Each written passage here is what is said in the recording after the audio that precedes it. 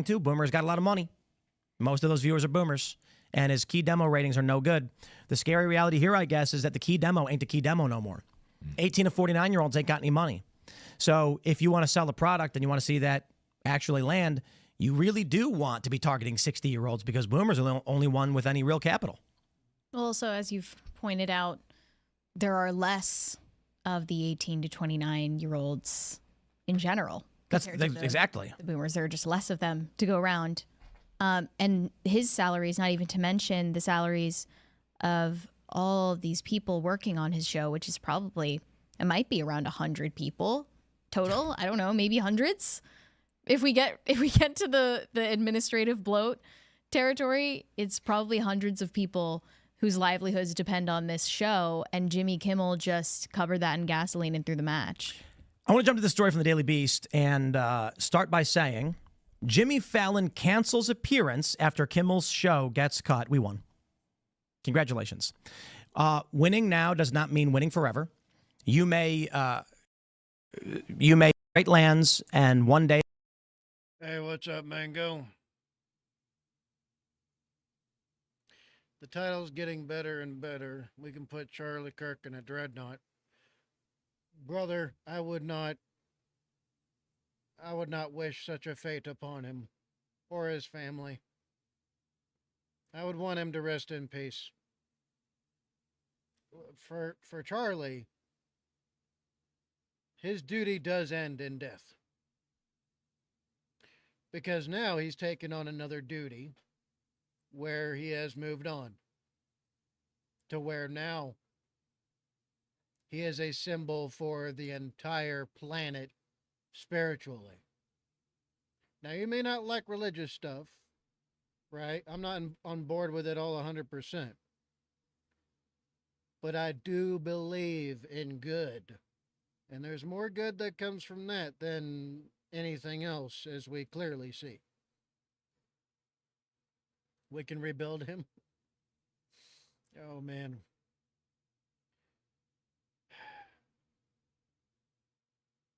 I mean, I would be okay with immortality. I would be. With the option of opting out, if you wish to move on. But I wouldn't want to cheapen death in such a way. You know, like so many of the good books say, you know, what gives our lives its own meaning is how precious it is and limited. RoboCop type shit. Huh. I mean, I'd volunteer. Hey, if they gave that as an option, I'd be like, okay, send me. Send me. I will go. If I could be an immortal ward and guardian for the Kirk family, I would volunteer. Unfortunately, it's hard to get a hold of them right now because everybody's up in air, you know, at the moment. Anyways, I'm at work, so I got to go. Okay, you have a good network, bub. Hopefully things are doing better for you. It was not the catalyst for any of this. It was the affiliate stations. It was. Oh, yeah, and if you could do me a favor, please share the Give, Send, Go link. I think I still have it. Let me see. There we go.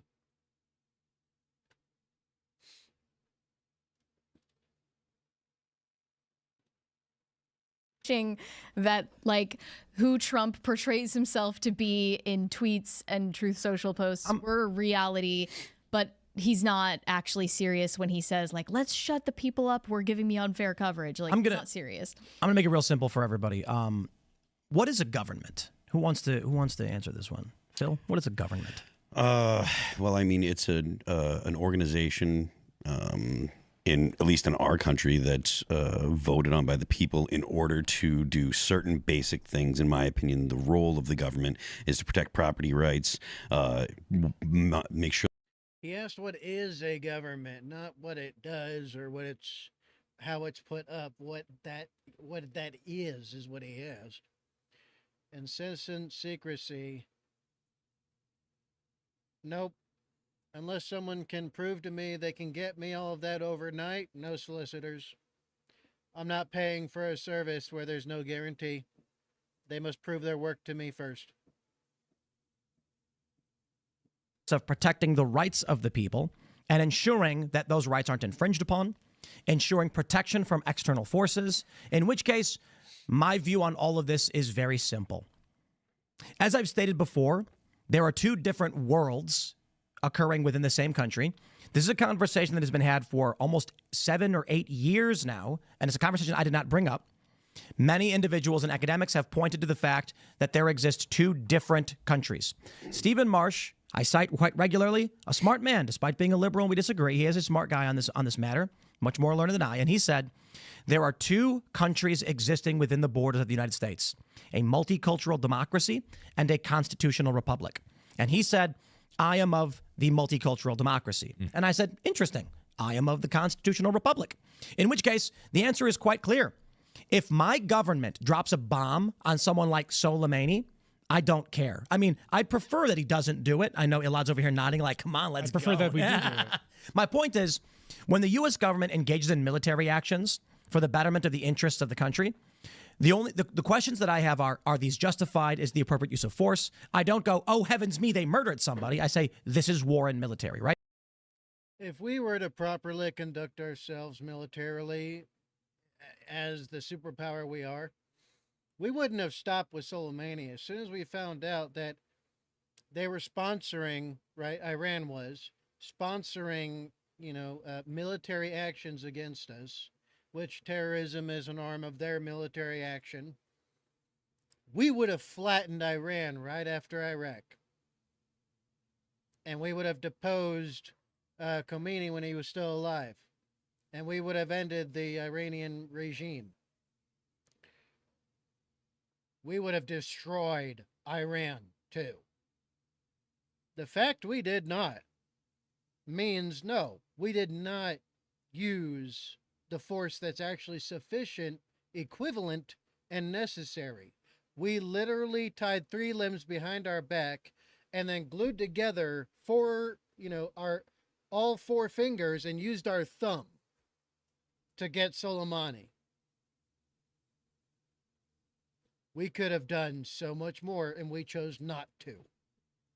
Someone like Charlie Kirk.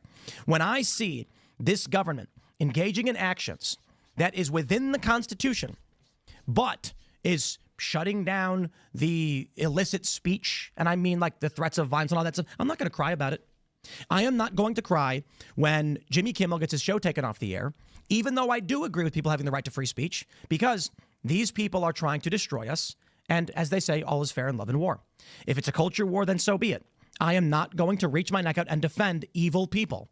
And so long as the Trump administration and the current government is protecting us as Americans, and I'm not even playing that heritage American game. All Americans, even people who immigrate here, I know may or may not agree. Someone comes here right now, they literally just landed on a plane, and they've got a legal visa, and they say, in 1 year, you'll have finalized your citizenship, and that person is protected as well. These liberals, the left, are advocating for non-citizens to cross the border and be constitutionally protected. That is a violation of our social contract. I am not going to protect those that do not exist in the same world as we do. My government is for us, the American people, and these people are clearly acting outside of that when they murder, lie, cheat, steal. And what did Jasmine Crockett say? Committing a crime doesn't make you a criminal. That quote's going viral right now. So when you come to me and say, amongst other criminals, one of which Jasmine Crockett is, she got voted in by criminals. That's why they pander, Democrats do. Because they use criminals as a double-edged weapon, one against the people to keep them in line and to keep them busy and occupied and to have a reason to get voted in again. So they have a problem to fix. And 2, because the criminals will vote for them. Simple as. Black Bloc throw an explosive at an 80-year-old woman when I was in Berkeley 7 years ago. And you mean to tell me that's protected speech? I'm not playing these games. Trump, go arrest all of them, and I ain't going to cry about it. And it's refreshing that people on the right are finally coming around to that realization, growing up a little bit and realizing that when you have power, you do need to wield it, especially if you want to keep it and you don't want to be oppressed. These people cannot be taken at face value. It's just the constant, look at their hypocrisy, look at the left's hypocrisy narrative. That discourse just has exhausted all of its value. It's not worth calling out their hypocrisy anymore. People on the right thought that this was all just going to shake out. Like, if we just stay cool, it's going to shake out. And I'm really tired of seeing decent people who do have some sort of standard and morals and polite nature being played and having their good intentions used against them.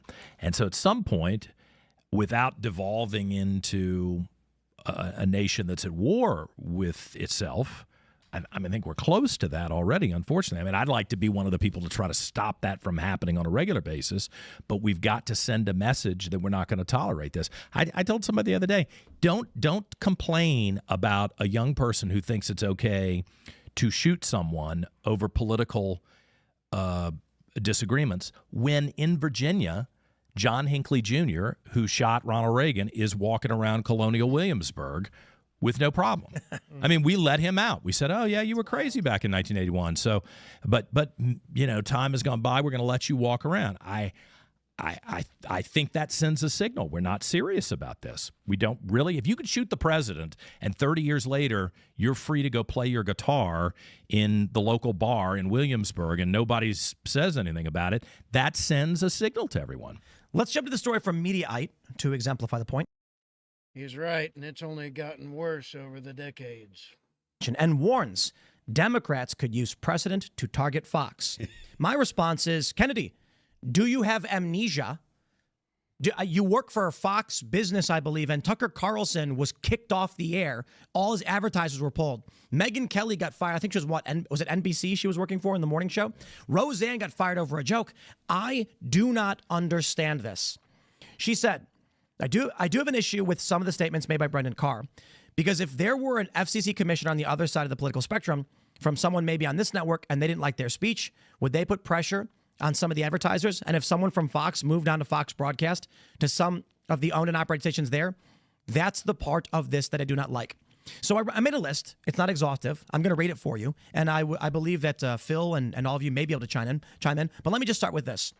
I tweeted, liberals and Democrats used the government to push for censorship of their political rivals, arrested their political rivals, got prominent comedians and personalities fired from their jobs, advocated death for children standing still in D.C. Remember that one? Mm-hmm. Falsely charged their political rival with fraud despite the alleged victims denying they were victimized, created special laws so people could sue and target their political rival, created a network of false information to smear their rival as a traitor, maliciously prosecuted the frontrunner for their rival party using fake charges with no underlying crimes, arrested rival politicians' lawyers for representing the politician, arrested teenagers for driving cars over sacred symbols, arrested people for burning their sacred flags, murdered Trump supporters and celebrated it. Aaron Danielson, Charlie Kirk, just two off the top of my head. There was also all of the people who died during the BLM riots. There was also the person who was shot in Provo, Utah. There's also, they made lists of the next targets to kill. Yeah. You know what? You get it. I say, we have learned. There is no more, but when they take power, they killed Charlie. There's literally nowhere else they can go. If they win, we know what they're willing to do, and killing us is already something they've done. I mean, there was that program Arctic Frost that the FBI was using to target conservative organizations. There's another one, including Charlie Kirk. Just undisclosed in the past couple of days. This is not a situation where you can say, oh, well, if the right does it, then the left will do it when they get in power. They're going to do it when they get back in power, anyways. We are literally living in a banana republic now. Don't kid yourself. This is not like stuff that happens in South America with basket case governments. This is happening in the United States right now. So I don't want to All of the Democrat governors, mayors, all of them. All of them do this currently, even under the current administration. So he's 100% right about that. Despite the fact that the content we produce on the Culture War and the content Dave Rubin produced were often apolitical and nothing to do with politics at all. So in what way are Dave Rubin's reactions to funny viral videos like America's Funniest Home Video in any way spreading propaganda? When the Culture War show, you know what we're doing tomorrow? Exorcisms. Because the Culture War is about culture, not politics. Sometimes politics is involved, but typically it's not. And they lied. And a month after they announced that case, they dropped it. They dropped it. And this was in December under Biden. It was fake the whole time. And then in April, they totally just basically killed the case. Lauren Chen issued a statement about it. Now, that one's personal. And I have no problem adding it to the mix because I believe it was totally fake from the get-go. And that's, so for those that don't know the story, in December of last year, I was begging my lawyers to get them to push this through and go public as heavy as they can. And we were instructed by the feds, they no longer had any interest in the case, and it was basically over. And I received my final bill, my final invoice. And I said, no. I said, what can I do to keep this going? I said, you can't. The DOJ issued the indictment. They have no evidence. They've dropped it. So what was this thing? What they are going to do if they win is so much worse than just this stupid idea of, but maybe they'll censor you. Already did that. And not only did they already censor, but Michael Reinoehl shot and killed Aaron Danielson. And you know what Crowder told me today, which is fascinating? When The Economist put out that who's more responsible for political violence, that's not included as left-wing extremism. BLM riots, which resulted in around either 26 to 32 deaths, do not count as political deaths. They are lying. And that's what they do, right? So if there's some criminals reported for crime, it's just like what the news does, the mainstream media. If you pay attention, you look at CNN's reporting, what they'll do is that they will label two Hispanic males who are clearly Mexican as white and then brighten their pictures in their reporting and then just pass that off like it's fact. That's how they got the ADL reporting saying the vast majority of political violence is from the right, when that's objectively not true. And when you go into and break down how they came to that conclusion and the source of it all, you find out they just labeled every single instance of someone with white skin committing any crime, period, as right-wing violence. Because they declared it so and labeled it as such without proving it objectively. That's how sick and evil these people are. Who was advising Trump from a lizard brain setting? Let me start by saying, with all due respect to Charlie Kirk, a good man, an honorable man who fought, there is a political reality that people don't want to discuss. And I am telling you, I am sure behind the scenes, an advisor to Trump said, with the death of Charlie Kirk, you effectively have carte blanche. You can do whatever you want because they killed Charlie. That is the cold lizard reality of what just happened. And I think when you see the moves that are being made, Jimmy Kimmel getting pulled off the air, people getting fired from their jobs, the American people do not have the tolerance for this degree of political violence. And the liberals are arguing that Trump is exploiting this for the purpose of expanding the security state or whatever it is he's doing. I think it's fair to say that there are advisors telling Trump, if you're going to do it, you got to do it now. Well, it's got to be. He had 24 months. The clock is running. And that was the mistake of the first term, was slow rolling it. Oh, we'll get to it later. And then you get annihilated in the midterms, which is predictable even in the best circumstance. I mean, he's got to take action if there was stuff that he promised or if there are things that he fundamentally wants to do to change the way Washington operates. There's a very limited window. And let's be honest, I'll get through my election in November. We'll start up again in January. And then what? Everybody gets cold feet by about April or May, because then every member of the Congress has to go out and campaign. And they don't want anything too controversial that'll screw up their race. So everything kind of stops in D.C. about April, maybe May of next year.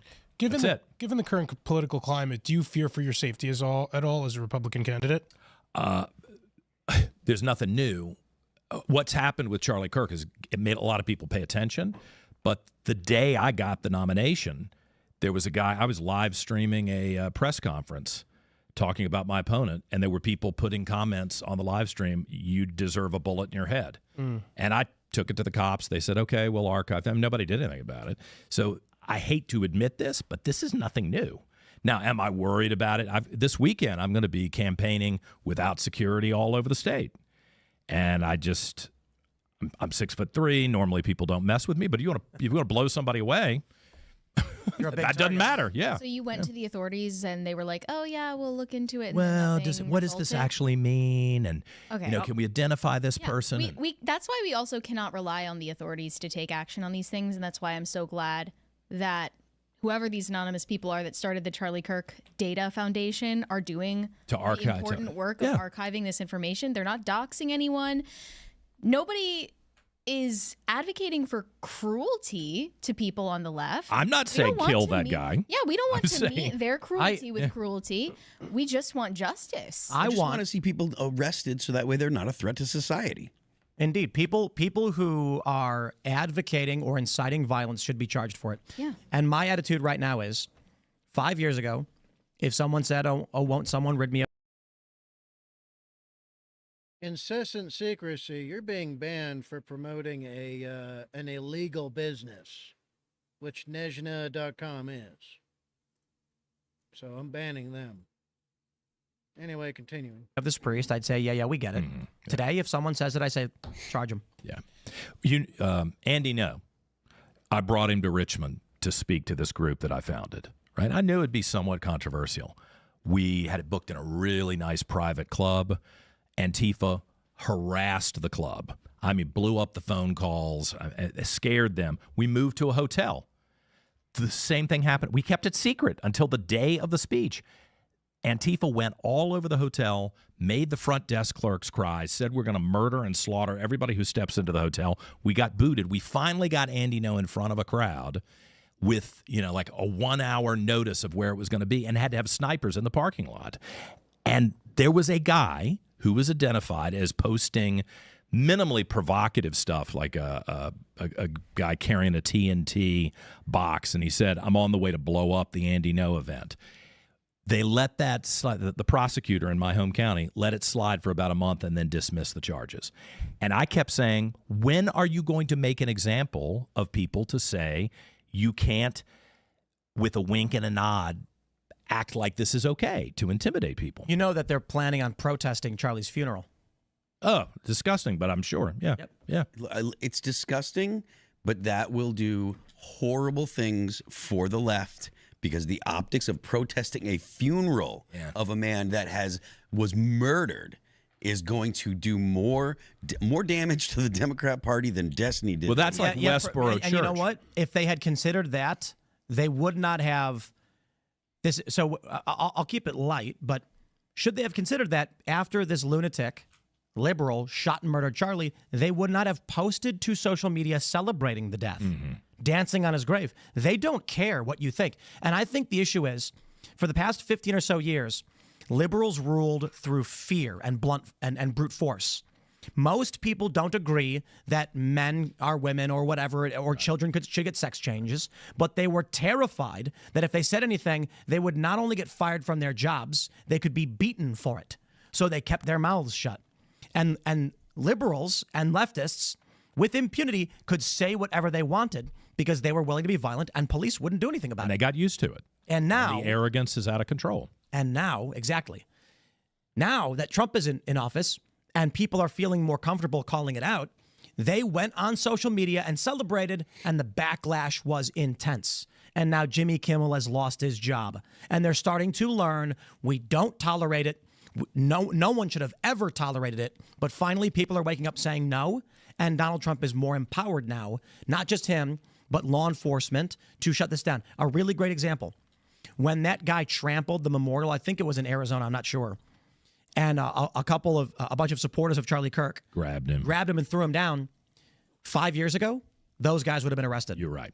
They arrested the guy who trampled the memorial because the police know who butters their bread now. Yeah, good. That's the perfect example of how the tables have turned. The attitude has changed.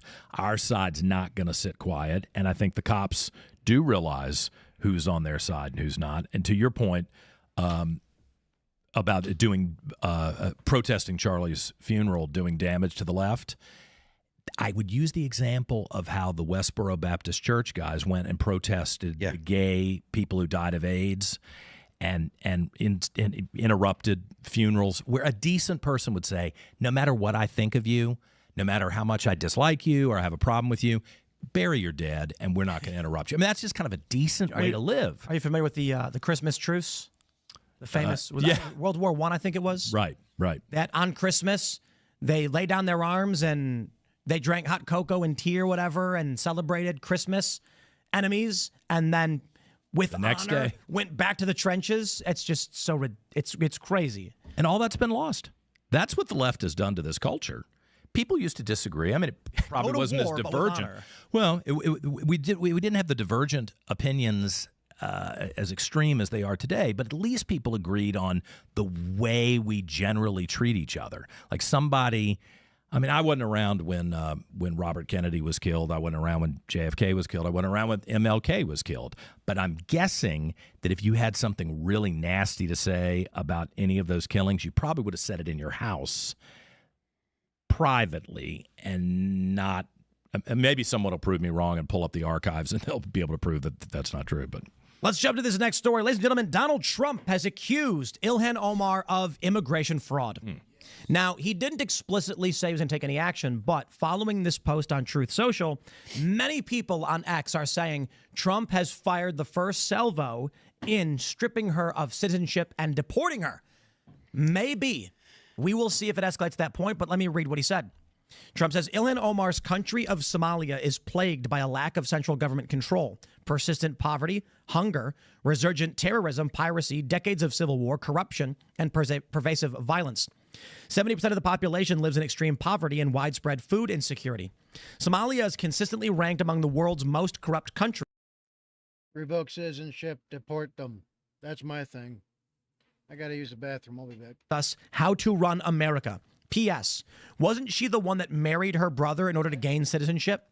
What scum we have in our country, telling us what to do and how to do it. Thank you for your attention to this matter. Make America great again.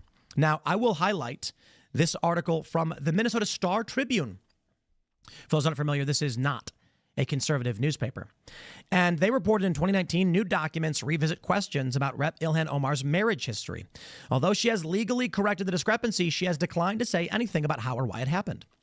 New investigative documents released by a state agency have given fresh life to lingering questions about the marital history of Rep. Ilhan Omar and whether she once married a man, possibly her own brother, to skirt immigration laws.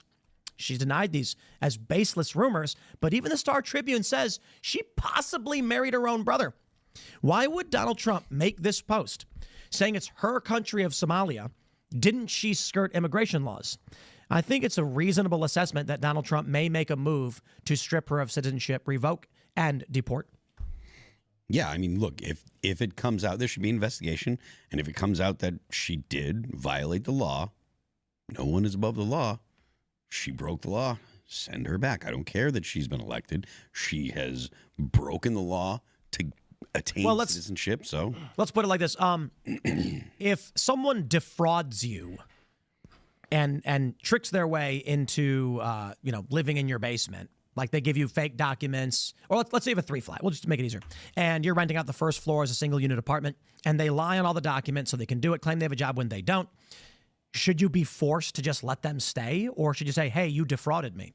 I don't buy this argument that, they would say like, well, it's pretty dangerous. She was elected. So what? I agree with Phil. If it turns out she defrauded the U.S. government for immigration, then her election is void. That's it. Goodbye. You're not a citizen. You shouldn't. You weren't eligible to be a citizen. Well, I think in her instance, the way Trump's framing it, the rumor, I should say the reporting actually, is that she married her brother so her brother would be granted citizenship. I see. However, if she commits immigration fraud, that does subject her to revocation of her immigration status. That citizenship can be revoked if you are someone who is naturalized. Yeah. How far are we going with this? Well, I mean, all the way. yeah, I mean, look, if you've broken Provoking deport. immigration law, you know, It's like everything else. At some point, you got to be tough on whether you're going to allow violence, whether you're going to excuse murder, whether you're going to allow people to break the law. I mean, the problem is we spent 30 years just letting things slide, on immigration especially, just letting everything go. And now you've got chaos, and Trump is back to try to restore some order to that. And it's never going to be nice. It's like when the new teacher arrives and the class has been out of control, and the new teacher shows up and says, hell no, you're not going to act like this in my classroom. And everybody goes, what? That's Trump. He's cracking the whip and saying we are not going to allow this anymore. I think that's probably a good thing for us. So I think it's worth mentioning that this truth is coming on the heels of a failed censure vote in the House that would have ultimately stripped Ilhan Omar of her House committee assignments. So she had 2 different House committee assignments. She had some comments about the death of Charlie Kirk, and some people viewed it as justifying it. So Representative Nancy Mace brought forward that censure vote that failed by 1 vote as a result of 4 Republican House members voting against it. So, I mean, this is the reason why Republicans always lose, because Corey Mills is sending out tweets justifying his vote to not censure Ilhan Omar, saying we may not like or agree with someone with what someone says, but that does not mean we should deny their protected First Amendment right. House Republicans are afraid to wield power. Ilhan Omar is one of the most disgusting members of the House, and the fact that the Republicans weren't able to achieve this censure by 1 vote. Corey Mills is allegedly trying to avoid censure of his own from the Democrats, and this was kind of a quid pro quo, trying to like save the skin off of his back for alleged improprieties that were coming his way. So like this sort of dirty politics is what helps prevent, these outrageous Democrats, these socialist far leftists in the House from being held to account. So I think Corey Mills has something serious to answer for. And like he wasn't the only Republican, right? It was one of 3 other. There were 4 Republicans in total. But here's the thing: Corey Mills is a MAGA firebrand who should be voting to censure Ilhan Omar, but he's using the cover of free speech in the most BS and manipulative way. The issue with this free speech conversation too is that while Republicans and right wingers are principled in their free speech, left wingers are just willing to use it against them. They're not truly against doxing or getting people fired from their jobs. They're just against it when the right is willing to use it against the left. And it's just so sad how weak some of these Republicans in the House are. It seems whenever we get so close, well, it was only these 4 who really screwed up the vote. I could pull up the names, but it seems there is always a few that prevent them from getting this through. But he is the MAGA firebrand, right? Corey Mills from Florida. He is supposed to be the MAGA guy. And so it's Corey Mills, Mike Flood, Jeff Hurd, and Tom McClintock. Trash. So this is why Ilhan will continue to have committee assignments. A far left Islamist in the House will continue to have her House assignments, her committee assignments because of Corey Mills. I'm confused. Yes. Why didn't Israel just get her removed? I guess Israel's not given enough money. AIPAC's not doing its work. They still have their work cut out for them. What's going on, brother? Well, that's why I'm here now lobbying against Corey Mills. It's full circle. Is that the best Israel have? They send somebody to go on Timcast IRL to lobby? Me. That's not even like a great guest, man. And if anything ever happened to you, just like how all this stuff around Charlie Kirk that Candace has going on, if anything happened to you, immediately it'll be Israel's fault. That's why I have a picture of Elad looking around the corner, staring at me in a creepy way, and it's set to publish the next week. Oh, God. And every week I update it. That way, if anything does happen to me, it'll upload automatically, and then everyone will be. If Jews really truly ruled the entire world, I'd like my piece of that pie right frickin' now, please, as a part Jew. Where's my $250 and my plot of land and all that? Where's my power and influence? I would count it. These people do not honor agreements. And then there was also LaMonica McIver or something from New Jersey where they were in jail yet? No, there was another deal there to prevent that censure from moving forward because of these such slim majorities. You in the House. Cannot exist as a nation when you cut political deals with people who break the law in this way. And we have done it for too long. And the argument is always, but we don't want to fight. And it goes back to what was it? Was it 1876? When our president was chosen by committee and not by election, which it was that ended Reconstruction. Basically, the fear was the Civil War was going to break out again. They couldn't figure out who was actually going to win, and so they compromised. A committee came together and said, let's just decide who the president's going to be. Then we'll all agree at the fight, right? Okay, so in exchange for this person being president, we'll end Reconstruction, and there we go. And from there, this is a country of, I know you broke the law, but if you agree not to come after me, I won't go after you. So at the highest level, you have D.C., a swamp full of swamp monsters breaking the law and cutting backroom deals. You can't function this way. That McIver, she's the one who hit the cop, right? Punched the cop. The ICE agent. Why isn't she in jail? ICE facility. She punched the cop. Because they're scared to prosecute her. Yep. Yeah. Well, that's when regular people can watch a politician punch a cop and get away with it, they're going to say, I guess the laws are off then, huh? Yeah. Then what do you think happens next? Well, I mean, more of the same, more of what we've already got. It's going to intensify.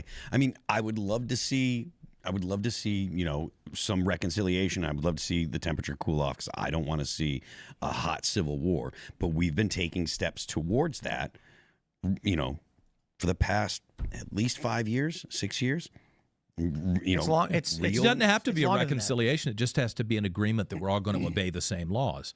Like, I can't go into a museum that's hung a painting that I don't like, that offends me and my Christian beliefs, and throw red paint on it. And you can't go into the streets of Richmond, Virginia, and throw a rope around a Confederate statue that nobody voted to take down and drag it through the street just because you are offended by those statues. I mean, maybe you have a reason to be offended. That's on you, but we have to obey the law.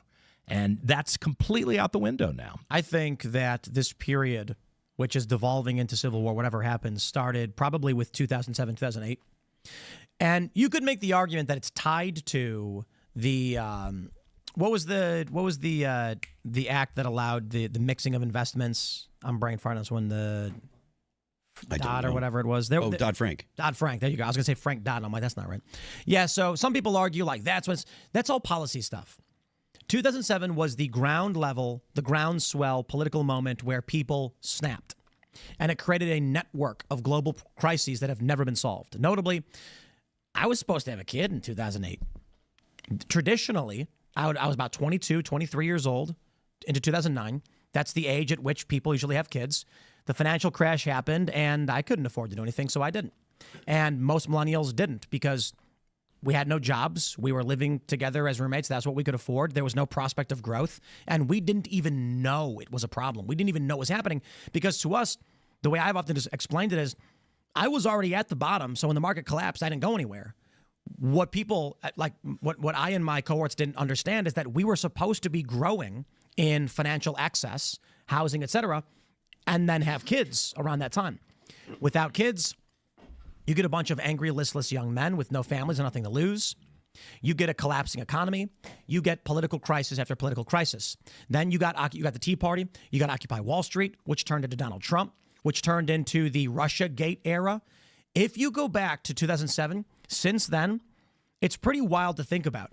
When I imagine what life was like in 2013, 14, I don't know, I'm going to see Marvel movies, skateboarding. Things don't seem that bad.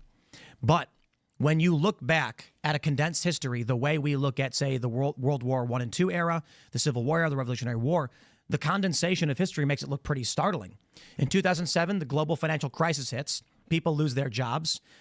People's savings are wiped out. Young people don't get a start on life. This leads to anger over these bailouts for these big, ultra-rich fat cats, and the people on the ground experienced what corruption led to. Then you get the Tea Party, angry that the representatives were not actually dealing with the problem. You get the Tea Party groundswell on the Republican side. Then you get Occupy Wall Street in 2011, where more urban-level people, urban-centered people were saying the exact same thing. Barack Obama was not solving these problems. He was giving big bailouts to banks and big companies and CEOs, and we got the shaft. We lost our houses. We paid the bills. We faced inflation. Obama didn't solve the problem. He got reelected. He didn't solve the problem. What did we get? Nothing. So what happens? Trump begins to emerge. The sentiment that led to Donald Trump was bubbling up during Occupy Wall Street. A combination of cultural issues and populist outcry led to Bernie Sanders and Donald Trump, and the machine state panicked. So they did whatever they did to Bernie Sanders. whatever that was. And then Donald Trump wasn't supposed to win. He ended up winning. How did they respond? They accused him of being a traitor, claimed he was a traitor to this country, probably going back years and decades, and tried to put him in prison, tried to destroy his life, cemented his feet in his first administration so he couldn't really move. And then you move into the Biden era.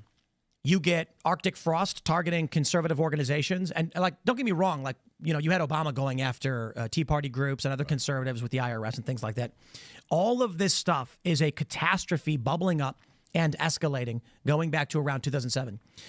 I don't buy the arguments people make. Well, Bush did this. No. The machine state foreign war stuff was totally par for the course for this country for the past 50, 60 years. The military-industrial complex. 2007 is where things got weird. And that's also the time of social media. All of this is the collapse of our system. And it's come to this moment. It's been getting worse. It's getting worse. And I don't see any of this turning around, to be completely honest. I mean, I don't see it either. That's one of the things that we are constantly talking about. Where's the off-ramp? How do we fix this? And the more you listen to people on the left, the more you realize that they don't want to. Like a week ago when Charlie was killed, that changed everything in this country because people saw, like normal people and conservatives saw the vitriol about someone that was not actually a politician, right? He just was out there. He was an activist, but he was just out there expressing his beliefs, and he was trying to discuss these things with people that disagreed. Here's a story for you guys from CBS News. 22-year-old man charged with threatening to kill New Hampshire Governor Kelly Ayotte. How do you pronounce that? Ayotte? Yeah. Ayotte. Ayotte? Ayotte. You live there, not me. Ayotte. A 22-year-old man is in custody after police say threatened to kill New Hampshire Governor Kelly Ayotte. Tristan Anderson of Hooksett, New Hampshire, is charged with criminal threatening and harm or threats to certain government officials. The criminal complaint against Anderson released Thursday alleges that he did knowingly threaten to commit the crime of homicide and or assault against Governor Kelly Ayotte, the current governor of the state of New Hampshire, for the purpose of influencing such officials' actions or in retaliation for action taken as part of such government's official duties. He was allegedly messaging with a woman on Snapchat saying he was going to target the New Hampshire mayor, Kelly Ayotte, with my weapon of mass destruction. He had also made anti-Semitic remarks in the messages as well. Yeah. The woman told police that Anderson owned guns and that he had made mention of making pipe bombs. Anderson allegedly had shown the woman metal tubes he was using to make the bombs, as well as nuts and bolts he was going to put in them. Police said Anderson had allegedly bought fireworks and taken them apart to create pipe bombs. He was arrested August 28th and remains in custody without bail, pending his next court appearance. Ayotte is a Republican who previously senator, defeated the Democrat. They reached out to Ayotte's office for comment. His arrest happened before the murder of Charlie Kirk, but it was revealed during a heated national debate about political violence. If every policy that is being promoted by your rivals is some kind of existential threat and a catastrophe in the end of the republic, that further intensifies this kind of emotional stress. It sounds like what they are saying from this story is that this was a politically motivated death threat or threat against the governor because he did not like what she was doing. Yeah, I mean, what is happening that yesterday several cops are shot, ICE agents are nearly getting run over and then shoot and kill the people. Like, these stories are almost every single day now, if not every single day. And the scary thing is the desensitization to them. There's another story that I will attach to this one because we don't have the full details. Tony Gonzalez staffer, death under investigation. Her body was on fire. I don't want to die, she told her mother who found her. They don't say what happened. They say they're not suspecting foul play, but it is currently under investigation. So I am very curious how a Republican staffer was found immolated, saying, I don't want to die. And they're like... That's very odd. Do you know who's running against him, by the way? Who is it? Brandon Herrera. Yeah. Interesting. Yeah, totally. On the heels of this story, does that make you reconsider your security arrangements while campaigning? I mean, I don't have any option. I don't have any money, man. You know, I mean, I guess if I could go higher, I've got a couple of guys who've said, I'll go out with you and, shadow you and try to help you if something happens. I appreciate that. But and who wants to live like that? I'm not running for president of the United States. I'm running for lieutenant governor of Virginia. I shouldn't have to have 24-hour security. I should be able to get in the car like I did to come see you guys and not worry about it. I'm just not going to live that way, you know? And I'm going to be careful. But, I mean, it's crazy. And you know what the problem is? Yes, these stories are happening every day. But if you go back to 2020, people thought I was overreacting on my radio show. I was like, why are we not shutting this down? We've got cops being ambushed and assassinated in Dallas, I think, when the BLM Antifa riots first started. We had the police in Richmond, Virginia, went into their precinct. Nobody even reported on it. They didn't even bother. They set the building on fire with the cops inside. People have not been prosecuted. The United Daughters of the Confederacy Museum and Library in Richmond. I mean, maybe you hate the Confederacy. Maybe you hate those little old ladies who run the... I don't know. But that was firebombed. And no one has ever been arrested or prosecuted. What signal does that send? It says we don't care. It says as a culture, we're willing to tolerate this. And we should hammer these people, regardless of whether they're on the right or the left. And we should also be honest that most of it is coming from the left. Most of it is coming from the left. And so you have an entire generation of people who've been raised to think, if I personally get spun up about something and hate something or hate somebody, then it's okay to go after them. And that's on us as a society. And the leaders who've been in place who haven't had the guts because they were afraid they'd be called a racist, or they're afraid they'd be called a homophobe, or they were afraid of being called a name, they didn't stand up and hammer these bad guys. So now we're all suffering. I know you have a race coming up. I don't know if you wanted to touch on it a little bit. Early voting starts tomorrow. Why should people in Virginia vote for you? Well, what I just said. I think I'm one of the few people over the last several years who's, in Virginia at least, who's had the guts to say what needs to be said and not be worried about being called names. I've been called names my whole life. You're not gonna upset me with that, and you're not gonna back me down from that. And I think it's not like I'm proposing anything that's outrageous or unusual. It's called obey the law. And I don't think we have draconian, crazy laws in Virginia, certainly, and I don't even think in the United States we have crazy laws. Just obey the law. And those laws are based on treating everybody with some basic level of respect, not harming the other person. We've lost it all. Let me ask, I understand no matter what happens in your race, people are going to view it as a bellwether about what's going on in the country. And people... Well, I've reminded the people in D.C. about that. Yeah, November 5th, whatever happens in Virginia and New Jersey will be discussed as a harbinger for what Trump's given. It'll be viewed as a referendum on the president. What do you think of the president? If you had to give him a grade, what would you give him on how he's governing so far? I voted for Trump 3 times. I don't regret that. He's a controversial guy. I don't even argue with people when they want to bring up his personality. I'm like, I'm not debating his personality. I will discuss the policies. And I do think he's implementing policies that will put us, I pray to God, in a better situation. No one wants to talk about being $37 trillion in debt. I mean, look at Greece, look at Italy, look at other countries filled with smart people. They have had economic collapses that have burdened the citizens because they just didn't rein in their spending and their financial obligations.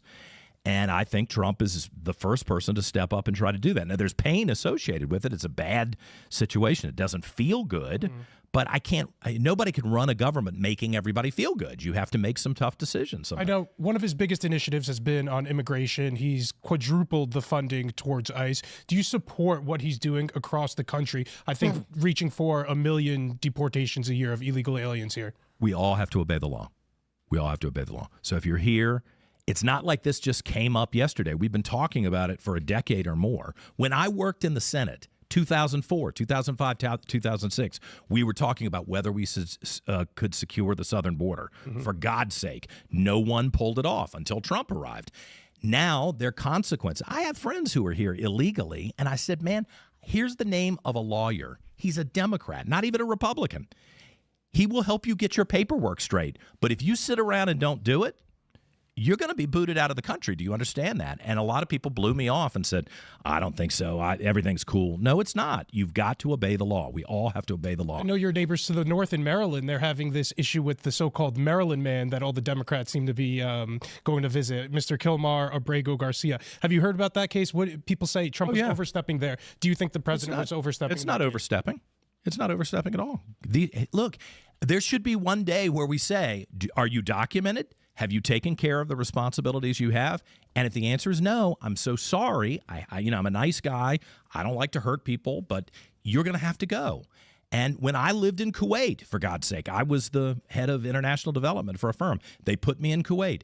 I think, if I remember correctly, my visa was for 60 days, my work visa. You can bet I was out of there on day 58 because I wasn't going to let anybody in that country claim that I was missing the deadline. So I left on the 58th day and then stayed away for a week and then came back. That was my obligation.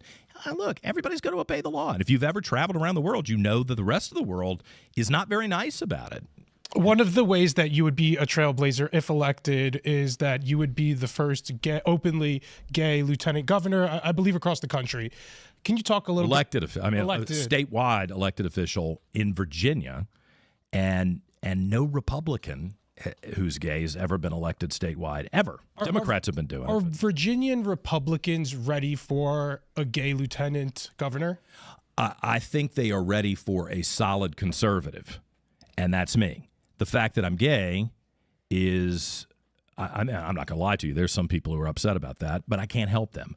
I mean, I worked for Ronald Reagan. I was comms director for George Allen. I've spent the last 8 years standing up for everything Christian conservatives are concerned about and believe in, most of which I completely correspond with. So I think a lot of people were skeptical when I first started running, like, oh my God, we can't cross this line. And then they got to know me. They went back and listened to the 9,000 hours of broadcast time where I stood up for them and the things they believe in.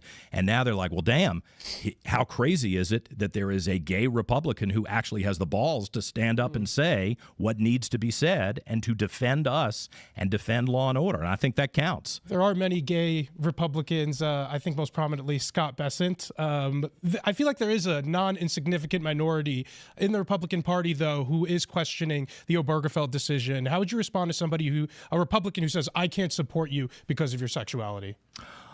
Have you come across that on the campaign? Oh my gosh, there have been plenty of people who have said that. And I've said, well, when it was the primary time, of course, it's your vote. You get to decide whether I represent you well enough or not, or whether I match up. I would ask them to actually search their soul as to whether have you ever voted for a candidate that you thought was perfect? I mean, really, I voted for my dad 9 times.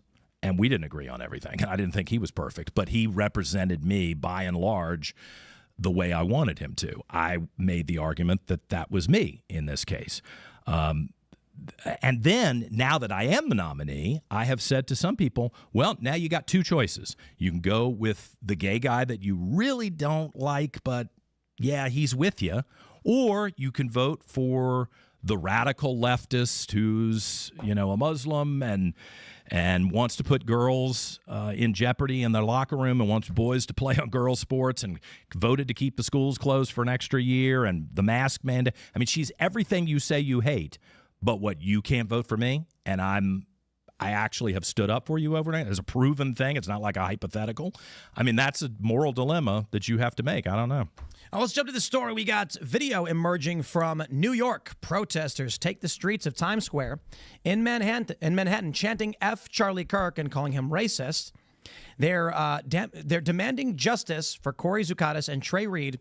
2 people, one of them a black student, were found hanging from trees in Mississippi. This is at different locations. I will stress, Trey Reed committed suicide. That's the medical examiner report. They're protesting for a dude who, it's sad, took his own life while screaming F Charlie Kirk. No, you guys gotta get Fuck Charlie Kirk! Fuck Charlie Kirk! Fuck Charlie Kirk! Fuck Charlie Kirk! Fuck Charlie Kirk! Why? Fuck Charlie Kirk! Fuck Charlie Kirk! Fuck Charlie Kirk! Fuck Charlie Kirk! He was a racist. He wasn't. He was a racist. I'm personally familiar with that protester who's threatened me in my Instagram DMs. He's like the prominent BLM protester. He's doing this for attention, and look, nobody gives a crap. Nobody gives a shit. He's just trying to be controversial. Justice for Trey Reed. Can I just show you this? This is from, here we go. Clarion Ledger. MS medical examiner releases report on hanging of black man at Delta State. They even called it a hanging of a black man. The Mississippi State Medical Examiner has come to the conclusion that the hanging death of Trey Reed from a tree at Delta State was consistent with suicide. Findings were consistent with the initial investigation, determining the cause of death to be hanging and the manner of death as suicide. Final toxicology results are pending and may take 2 to 4 weeks. This is what we have to deal with. As it was a suicide, but they're protesting for justice while screaming Charlie was.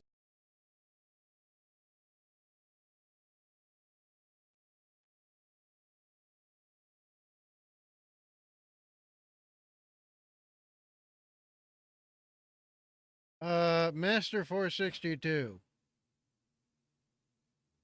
You're being banned for promoting a false and illegal scam business. So you're being reported and then banned. Goodbye.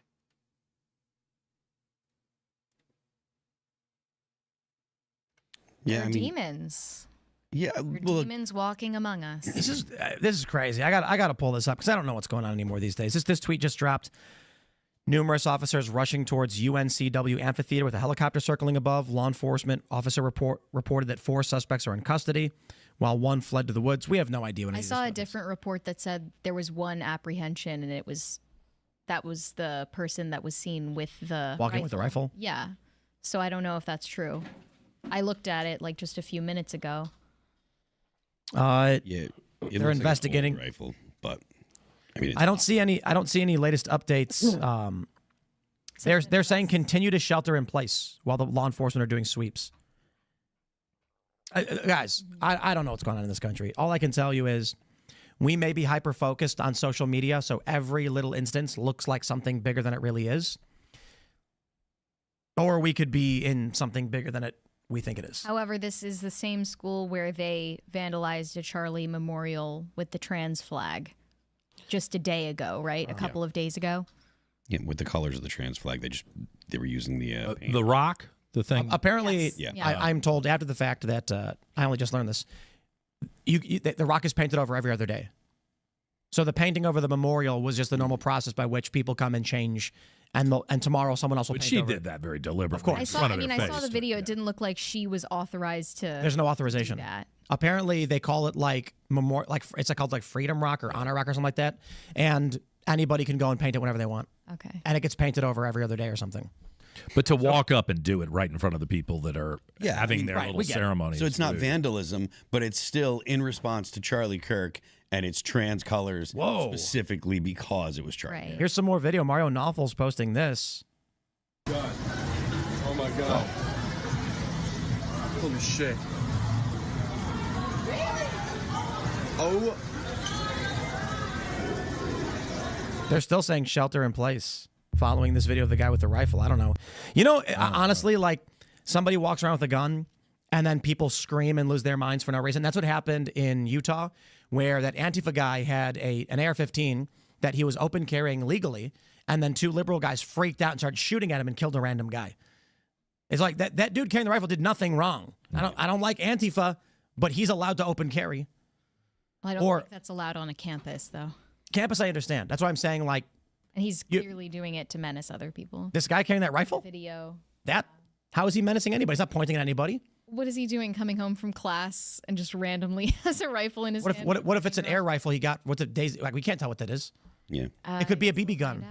Right. That's why I'm saying, like, we see all these videos of the cops running and freaking out, and it may be like someone posted the video, everybody panicked, a bunch of reports started coming in because everyone's freaking out, and then it's possible. I'm not saying this is not shelter in place. Take it seriously, but it may turn out this guy, like the next day, is like, was that because of me?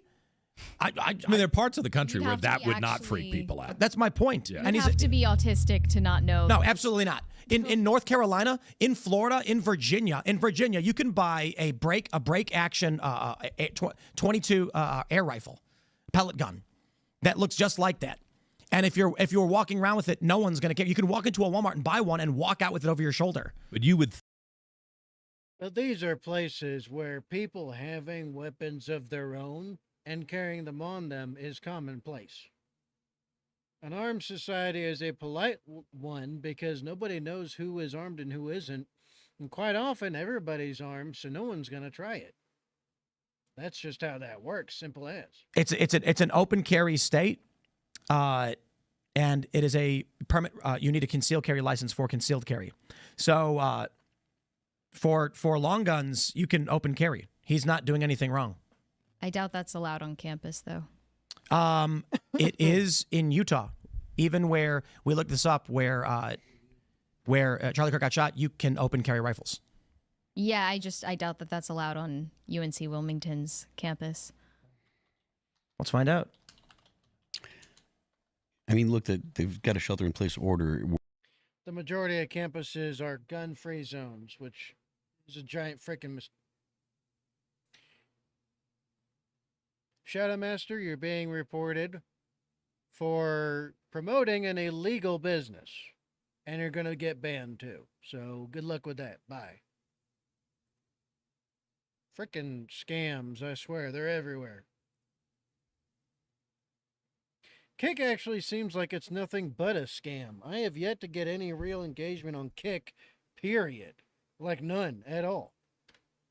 One person had been taken into custody, but maybe that's outdated now. The fact of the Okay, matter is, exemptions do exist. Instructional supplies, tools for instruction, maintenance, weapon use for education or school-sanctioned ceremonial purposes, or in school-approved programs. So it's likely an unkosher rifle on campus. Right. Yep. I'll put it like this. This is what a civil war would look like. And I think people don't, again, I've said it over and over again this past week because of the severity of what's going on.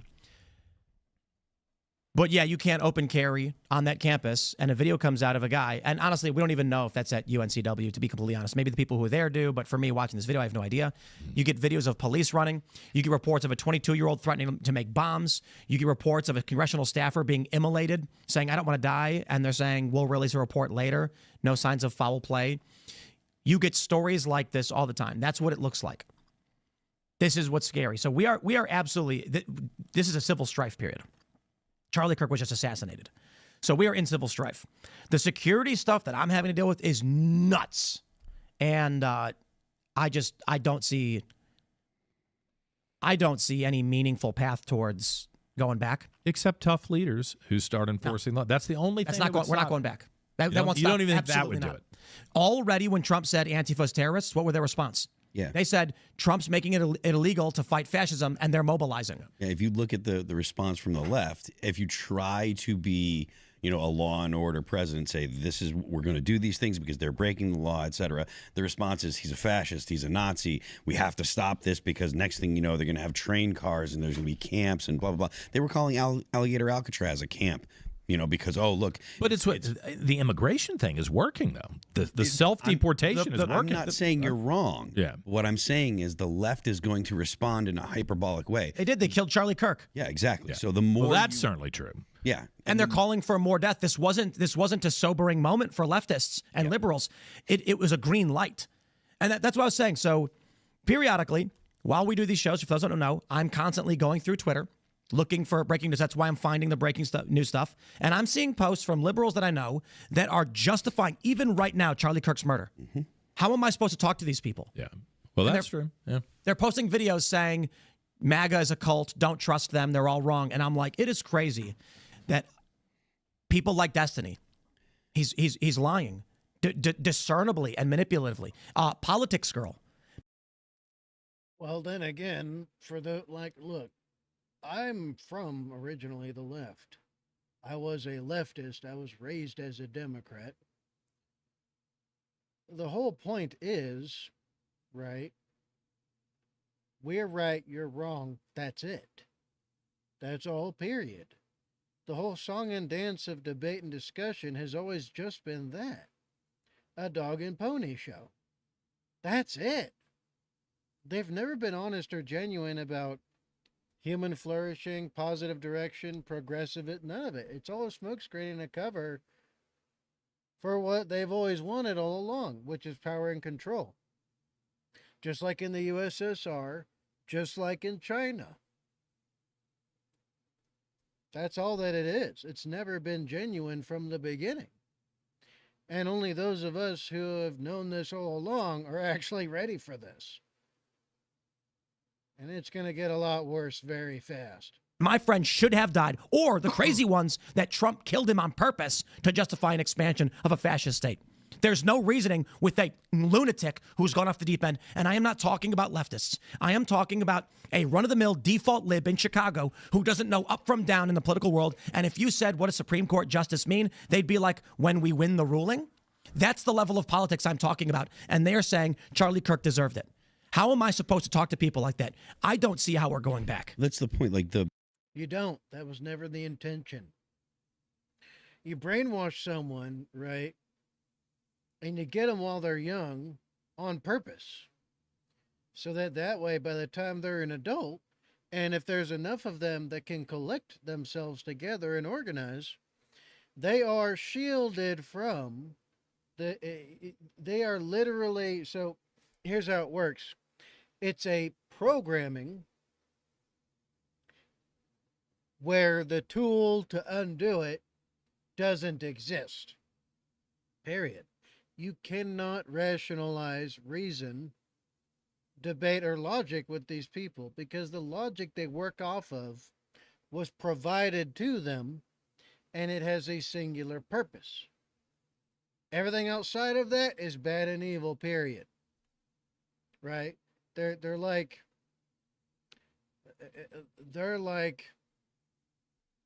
if you took a tank, made it automated, so like a drone tank essentially, and it could only see forwards and everything in front of it, it was programmed to have as a target. Everything. That's what these people are. Behavior this time. Some people have lost their jobs. Some people have said, you know what, this crosses the line. I'm surprised that there's been that level of consequence. But what does that mean to somebody who's living under the fear of death? It's a slow ramp up. So on the right has always been historically slow to respond because on the right you have more conscientious people. On the right, everyone's always like, okay, we can't do what they do, so let's do the next best thing. All right, just like cancel culture. Well, it's about time that it's been practiced, but it's not actually cancel culture. It is literally doing the right thing en masse. Getting people who are promoting murder out of the workplace. Nobody, and I mean nobody, who is sane, rational, or logical, or even morally or ethically straight, wants to be serving with, being served by, provided service from, or to be working alongside, above or below, someone who is celebrating murder occurring. Nobody like that wants this. That's why it's gone this far. And it's not far. It's just people doing the right thing and being incentivized to do so because their lives now are directly reliant upon it. Otherwise, everyone else has been just fine with cancel culture long as it wasn't targeting them. Now it's assassination culture that's getting canceled. You just don't think there's any turning back? I think they need to intellectually. They need to feel pain, and the pain that will be inflicted on them is social ostracization, penalizing them with freedom of association. We're already seeing that. The default. And it's actually a mercy that we're giving to them, that we're not meeting their cruelty with more cruelty. And those are matters within our own hands, that we don't have to wait for leaders to show up. And I would just say enforce the law. That's what I would say. Yes, and that's not going to stop default libs from posting on Instagram that Charlie deserved it and you should die. That's not going to stop it. Well, so what you are saying is correct, Mary. There's a problem there. The far left will far left. They're not going to change. They are cognizant of what they are doing. They are intentionally lying. So this idea of punishing them or ostracizing them won't change the fact. You can try and censor them. They're going to double down because they have a political mission. And that political mission won't stop with being silenced. It's true for people on the right. You silence Alex Jones, he's not going away. He's something he believes in. The issue is, you got to get default libs to stop posting that Charlie was a racist and deserved it. But they were allowed to. They were allowed to express an opinion, even if it's wrong. The actual solution would be, to some degree, for normies to be told you can't post misinformation, right? Well, we saw what happened with the Trump administration. They tried that against conservatives, and it didn't work. They tried it every way up from down. They even banned Parler off the app stores for fake reasons to make sure conservatives could not organize, and none of it ever worked. So that wasn't with the Trump administration. That was the Biden administration, but he's got Trump on the brain. I know. Information, they'll go to Blue Sky, they'll go to Mastodon. They will show up in person to the activist event and say, you were right, they're fascists, they banned me for my opinion. That's why I do not, I look at it like this. And everything I do in business and everything that I do with the projects I work on is a mathematical equation. And so one example is, let's just take a look at the size of Timcast, the scale of the business, the work. So the thing is that there's already pre-existing solutions to this, right? This whole freedom of speech thing, freedom of speech ends when you are literally pointing to someone else to be silenced for theirs. At the point where you are advocating to end someone for practicing their freedom of speech, that's where yours is supposed to end. It's not laissez-faire, right? Otherwise, you could have mobs everywhere just doing everything, which we're very close to because of the Democrats putting laws in place as they have that allow for you to call for violence as long as you don't actually do it yourself. It's called stochastic terrorism. Right? It's where they label you, put a target on you, and then allow for someone else to do it, and then support them when they do. That's the point. But there's pre-existing solutions to this. The law. The law already exists for this. So, it is already law that you cannot call directly for someone's death. You cannot call for someone to incite to violence. You cannot call for terroristic threats. You cannot say about someone else, we need to do this or you need to do this to them. It's already in law. It just needs to be applied and enforced. That's all they need to do. They don't need to make some extra special laws. They don't need to expand law. They don't need to do anything else. All they must do is enforce what's already here. The hurdle to that is that there are a lot of politically appointed members of the legal system, right? Such as the judges who let that one guy go, who did not even go to law school. They were just given a pass on the bar exam and appointed because DEI. And then they let the guy go. Next thing you know, he kills somebody on a freaking on a rail car. All because the judge was like, "Oh, you're one of me? All right. You're let out. Give me a nice little letter so I could say that I did something." What we need to do is force the enforcement of law as it should be, and ensure those appointed to do so are held directly accountable if they are letting someone go simply because I feel like it. If they have no cause, grounds, evidence, proof that they can let this person go and they're not a danger to themselves and everybody around, then those judges and such should be held directly accountable. Those city and state attorneys, those local DAs and all that, they should be charged with at least accessory. Because if you hold more people accountable up and down, you're going to end up with a much better legal system because those inside of it are incentivized to do the right thing, even if they don't feel like it. The weather's changing. My allergies are acting up. Hey, Commander Wolf, how you doing? Day by day, I feel as if the Shadow would make a hell of a comeback today. You're right, Badger. You feel as if the Shadow would make a hell of a comeback today? The Shadow? The Shadow? You'll have to remind me. I don't remember what that is. But yeah, well, it's not so much that I'm right. It's something that's already... All I'm doing is just... all I'm doing is providing voice to things that already are.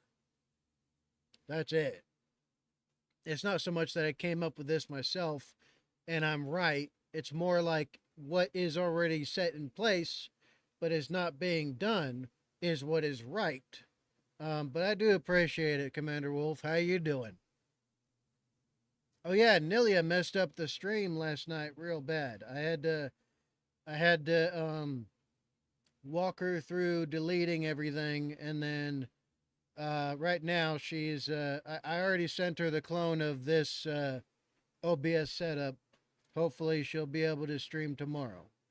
But anyway, I hope you're doing good. Ostracization, that doesn't change the matter of what's in their heart and what's in their conscience, because it didn't work on the right when the right was being silenced and censored and oppressed. It actually, if anything, strengthened their beliefs and radicalized them further to the right. So getting the left fired and all the stuff that's happening with Charlie Kirk may feel really good because we're in a culture war, but it's entrenching the left, and it's being used as cannon fodder by the far left and Antifa to rally and recruit. And it's going to actually turn more default libs. So what I'm seeing among the liberal cohort of the thousands of people I have on Facebook, the average person has no idea about Tucker or Roseanne or any of these things because they don't follow conservative circles. The only information they get is what's filtered to them through the lying liberal pundits. Now that Jimmy Kimmel's been fired, what are they being told? The FCC under Trump forced ABC to fire Jimmy Kimmel for criticizing him, and they believe it. So when people start losing their jobs, they go, oh my God, they were right, Trump's a fascist. And when you try to go to them and say, can I show you the news articles that debunk all of this and break it down for you? They go, they warned me you'd try and lie. They told me the fascists would come and try and lie to me. That proves it. And I've personally experienced this. I was in San Bernardino, and there were Trump supporters on one corner of the street and Antifa leftists on the other side of the street. And I was, this is 2016, I think, or 2015 maybe. I think it was 16. I crossed the street to the Antifa side, and there's people standing around wearing black. And I said, hey, how's it going, guys? Do you mind if I talk to some of you about what you're protesting? And then some guy goes, oh, yeah, we're here. Immediately, one of the facilitators goes, mic check. And they all in unison yell, mic check. And then the person goes, they do mic check like 5 times, mic check, mic check, mic check. And then all of a sudden you're not talking anymore. And they go, do not, and then everyone repeats, do not talk to reporters. They will lie to you, to trick you. Sure. And then I'm sitting there like, did anybody want to talk? And they're like, get out of here, man. And I was like, what the just happened? You've seen it. Totally. Many times. It's a death Extremely cult. common. So when we try to talk to these people, now don't get me wrong, I know there are people watching the show and have watched the show said, you know, I watched your videos and I got woken up to what was going on. I don't think that it's fruitless, but I seriously feel like it's probably 2 to 4% of the country. And so it's worth doing, and we'll keep doing it. And I appreciate 2 to 4% of the country that's influenced by you? That's capable of being like made aware of the lies. Do you think more than 50% of the country is lost in this mess? Yes. And I think how many people voted for Kamala Harris? Yeah, no. Voting may be different than the culture. But after everything we saw, by all means, you can argue that Kamala got 10 million extra votes. Whatever, don't care. Call it 60 million votes. After COVID lockdowns, after Fauci's lies, after you got to wear 2 masks now. 2 masks? Yep. People believed all this, and they still voted for her, and they still, to this day, maintain those positions. That is the hyperpolarization of the country. They're in two different distinct worlds. You know what? You guys talk for a second. I'm going to try and find a video.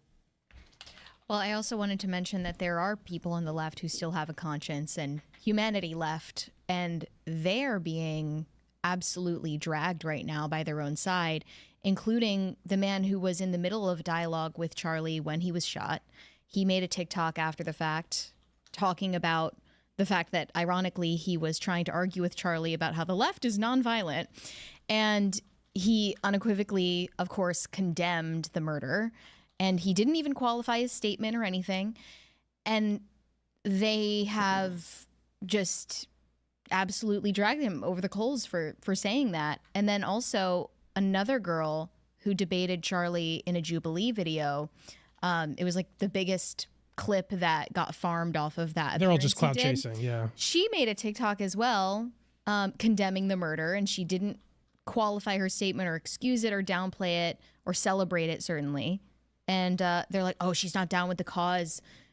You know, we can't trust her. She's not really down with the revolution. So that's what's happening right now. That's the question. Anyone on the Which left is the is majority? minded. So, Which is the majority? remarkable. This was so easy to find. Here's the video. Watch. About racism and black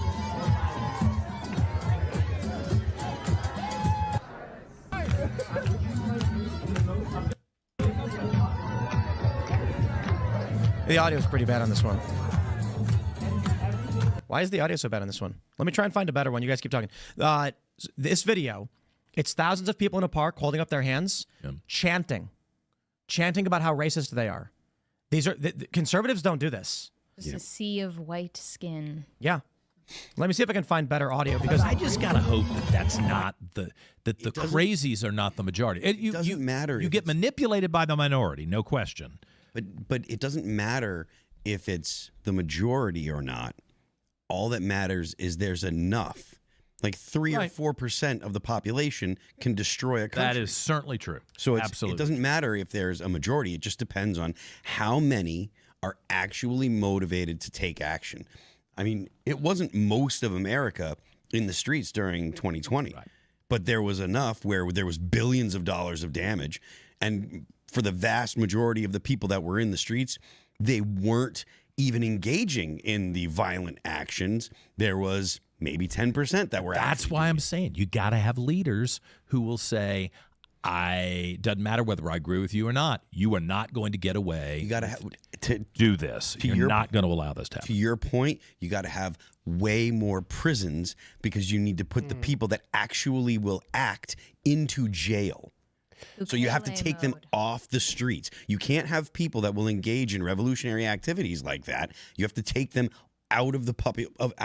You have to take them off the streets. They can't be free because they're literally trying to destroy your society. If we did that for 10 years, if we were tough for 10 years, under the current law, don't have to change it, enforce the current law harshly, I think you would see a cultural change. It may be a little late, but I think we could still save this. I'd love to agree with you, but the problem is Karen. The problem is awfuls. Affluent, white, upper class, liberal women. They will see people getting arrested, and then they will vote for whatever they have to vote for to end it. And then those people will be put back on the streets. You have DAs and you have judges that won't put people in jail right now. So I agree with you, but your prescription requires not just a president or governors or what have you. You need an entire revamping of the justice system, and you have to get rid of people that think that restorative justice is a good idea. Oh, no question. All of that stuff. But that's why I'm hopeful that if Trump, let's just take D.C., for example. I had a place in D.C. for 12 years. I watched the bars come off the apartments when things were getting better, and then I watched the bars go back on because people started to get attacked again. And I'm hoping that the average person, especially these affluent people who bought expensive condos and thought it was so much fun to walk around drunk at 2 o'clock in the morning in D.C. and now can't do that, are going to be glad. You're like, I hate Trump, but thank God he's kind of cracked down on the bad guys who were trying to rob me and carjack me and break into my house. And then am I stupid for thinking maybe they'll change their vote? I mean, like Maybe? I said, I agree with you, but the task at this point has become so monumental, and there are people that are not plugged in politically, they're not aware, they don't deal with this stuff on a day-to-day basis, and I'm skeptical as to if we can actually get the kind of changes in not just in the leadership, but in the justice system, in DAs and in judges, that will actually solve the problem. So a little off topic, but Mary, I'm just dying to know, because we were kind of talking about it earlier when we were talking about Mr. Reed. Not this. Could you vote for a gay candidate, and like why or why not? Well, look, you don't have to worry about me. I don't live in Virginia, so you don't need my vote. But I did say that I would be uncomfortable voting for a gay candidate. Yes, I said that, and I stand by that. And why do you feel that way? You asked me what my reasoning was, and I told you quite bluntly, I don't know if I have a very sophisticated, reasoned explanation for it. It was faith-based for you. Well, yes. It's also sort of an instinctual, like, disgust factor, but Jesus Christ, she does represent. okay, and then you blunt, blaspheme, but- and then you blaspheme. I was in saying response. Jesus Christ, like a good thing. Oh, okay. Look, it's not relevant to what we're discussing right now. I think that we should stay on topic.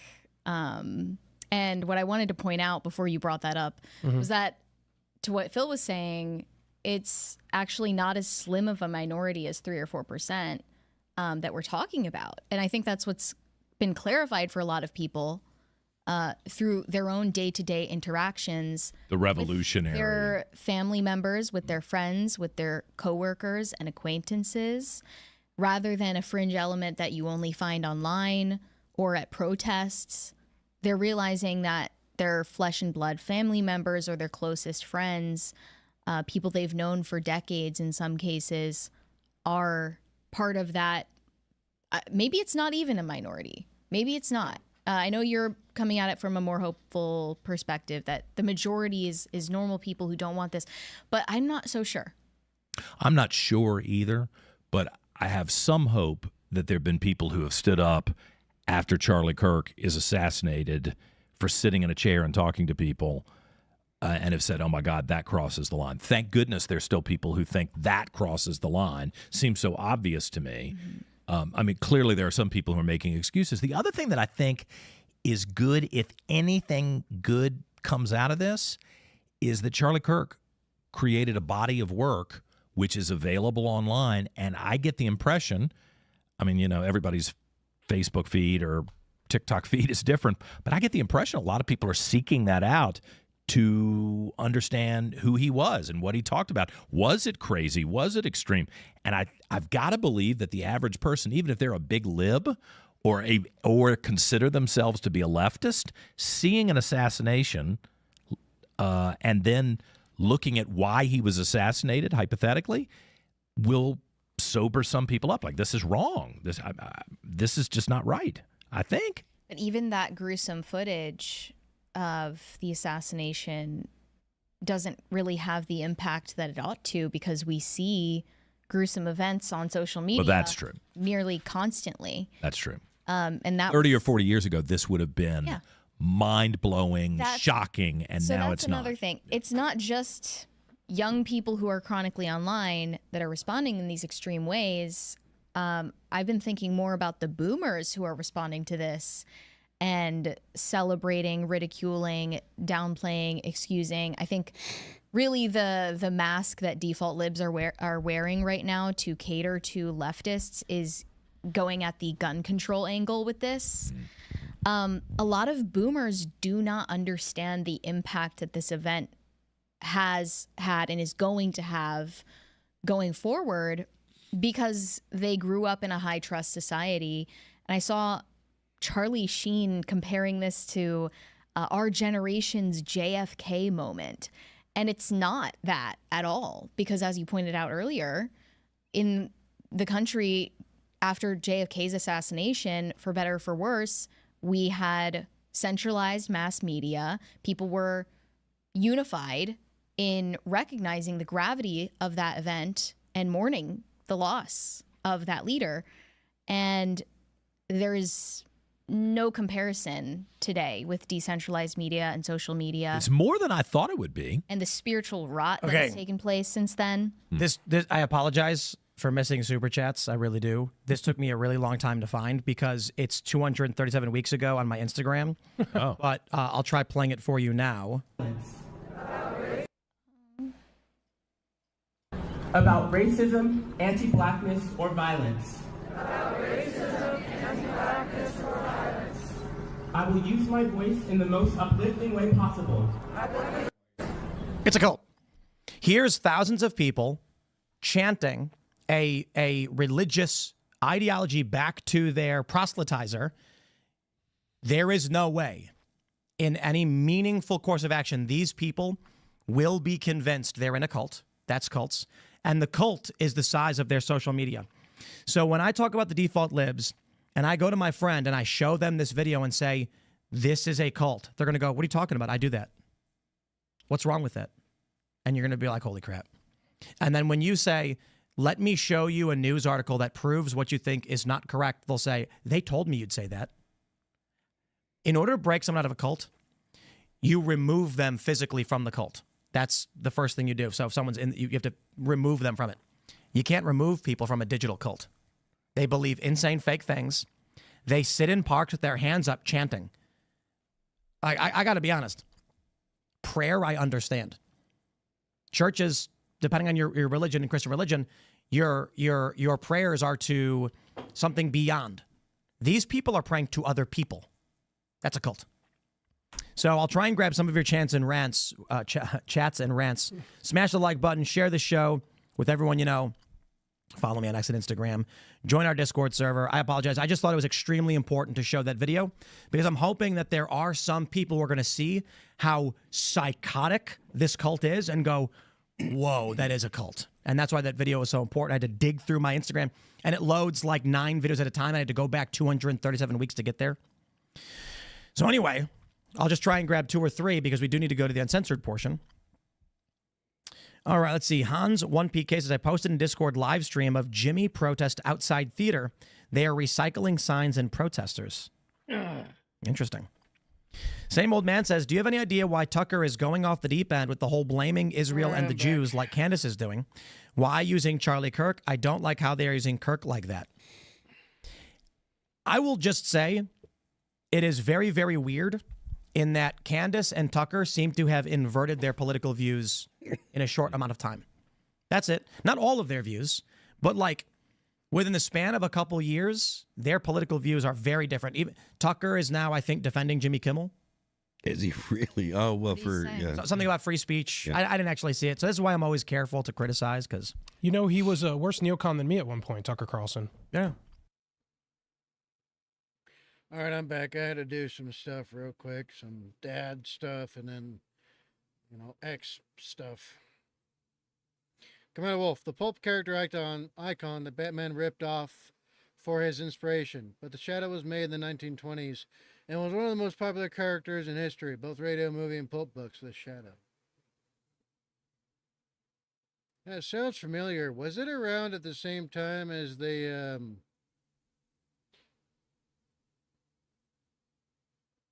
what was his name? There was a comic series when I was very young that was quite popular. This is before...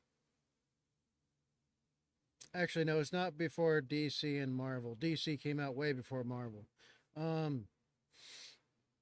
Was he one of the same... He was... Oh. He was a detective. I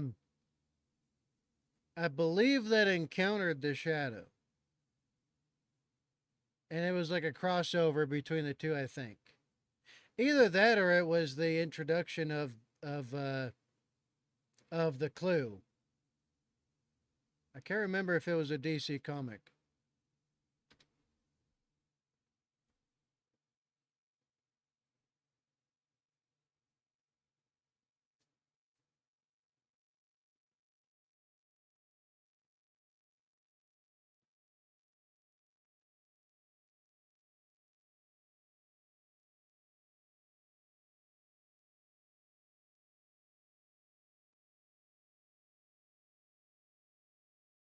Well, basically, it was in the same vein as like the Hardy Boys, if anyone remembers that series of books, or Nancy Drew, either or.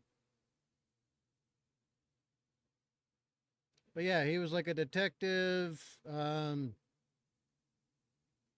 He encounters. I'm pretty sure it's either the Clue or the Shadow. It's one of the two. But it was in a crossover thing in the comic. I don't remember. Apologies. But the Shadow does sound familiar. Subscribe to Pop Culture Crisis. We get TikTok of Jimmy protest outside, like or something to remove them from it, and is the size of their social media. So when I talk about the default libs, and I go to my friend and I show them this video and say, "This is a cult," they're gonna go, "What are you talking about? I do that. What's wrong with it?" And you're gonna be like, "Holy crap!" And then when you say, "Let me show you a news article that proves what you think is not correct," they'll say, "They told me you'd say that." In order to break someone out of a cult, you remove them physically from the cult. That's the first thing you do. So if someone's in, you have to remove them from it. You can't remove people from a digital cult. They believe insane fake things. They sit in parks with their hands up chanting. I got to be honest. Prayer, I understand. Churches, depending on your religion and Christian religion, your prayers are to something beyond. These people are praying to other people. That's a cult. So I'll try and grab some of your chats and rants. Smash the like button. Share the show with everyone you know. Follow me on X and Instagram. Join our Discord server. I apologize. I just thought it was extremely important to show that video because I'm hoping that there are some people who are going to see how psychotic this cult is and go, whoa, that is a cult. And that's why that video was so important. I had to dig through my Instagram, and it loads like 9 videos at a time. I had to go back 237 weeks to get there. So anyway, I'll just try and grab 2 or 3 because we do need to go to the uncensored portion. All right, let's see. Hans 1PK says, I posted in Discord live stream of Jimmy protest outside theater. They are recycling signs and protesters. Interesting. Same old man says, do you have any idea why Tucker is going off the deep end with the whole blaming Israel and the Jews like Candace is doing? Why using Charlie Kirk? I don't like how they are using Kirk like that. I will just say it is very, very weird in that Candace and not all of their views, but like with ending Jimmy Kimmel. Is he really? Oh, well, for yeah. Something about free speech. At one point, Tucker Carlson. Yeah. Yeah. All right, we'll just grab one here. You admitting that being a neocon is bad? Well, I'm saying it is in a tongue-in-cheek way. Okay. But yeah, he was all in on the Iraq War, I believe. Yep. Well. David Bricken says, this is for everyone. I hope Sunday turns into a global event of love and compassion. I hope Sunday turns into one of the biggest memorials in the world. Show these people that they've awoken a Charlie Kirk in all of us. Do it for Charlie. Right on. I won't be able to make it to anything, so I'll just have my own little, memorial for Charlie. Rest in peace, Charlie. We have the 12 now. All right, everybody, we're going to go to that uncensored members only portion of the show. So join our Discord server at timcast.com. Click join us. Also, join Rumble Premium. The first few minutes will be a free preview, and then we switch over. So go to rumble.com/timcastirl. The show will continue. Follow me on X and Instagram. John, did you want to shout anything out? Yeah, johnreedforvirginia.com is my... Okay, so he only grabbed a few...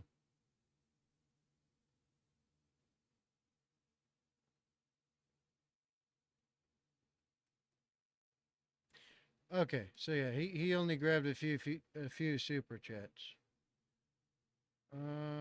Aren't I?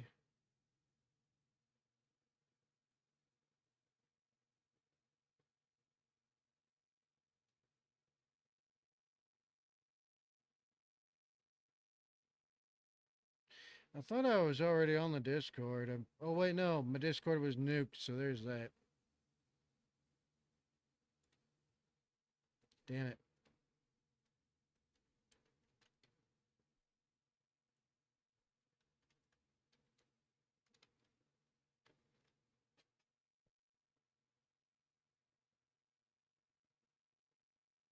I forgot where the damn... I forgot where the Discord thingy is.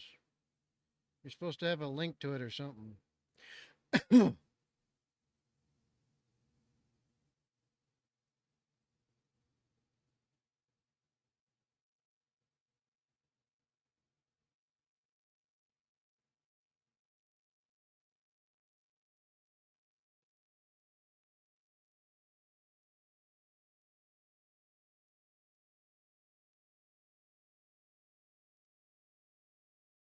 Let me try to figure this out real quick. Where in the hell is the Discord thingy?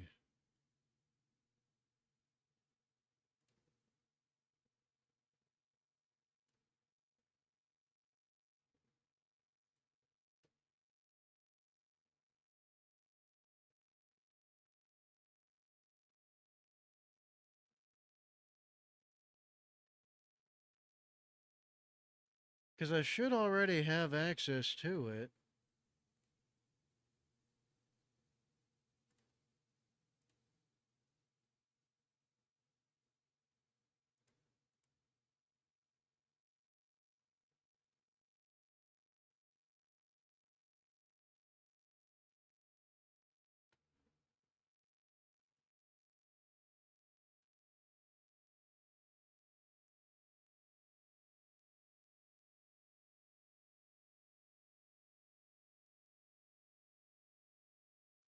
Am I?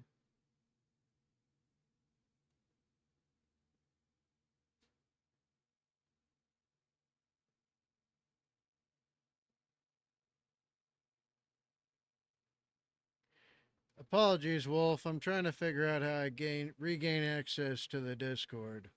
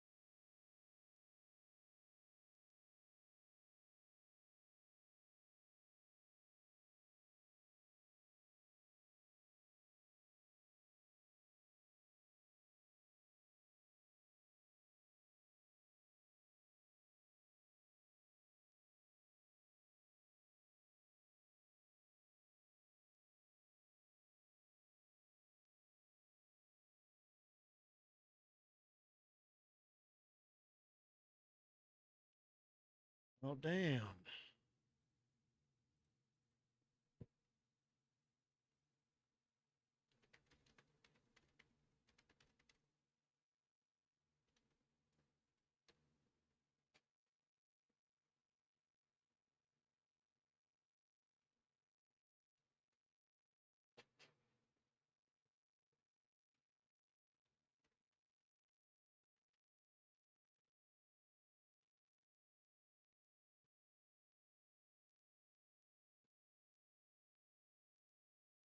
Oh, okay. That's what happened. I've been logged out for too long. Let me see if I can go to Timcast IRL and watch the rest.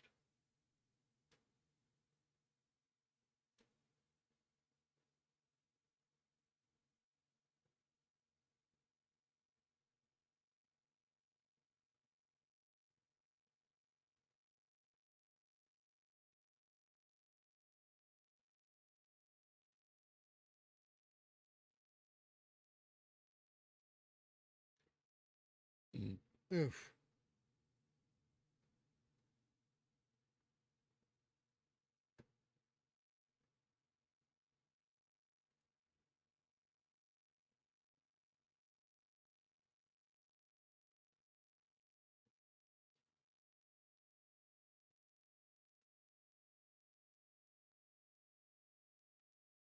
Aha, there we go. I'm actually in. I forgot about all that. It's a major pain in the butt, too. You still there, Commander Wolf? Let me know.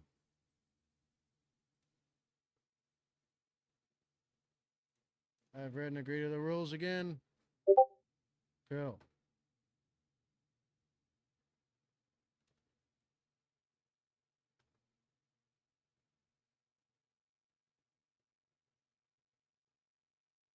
No, I was just asking. Had to go dump chip bins manually. Your work sounds very fun, honestly. It sounds very tactile and just simple. It sounds like such a great time. It sounds so much better than what I'm trying to do again.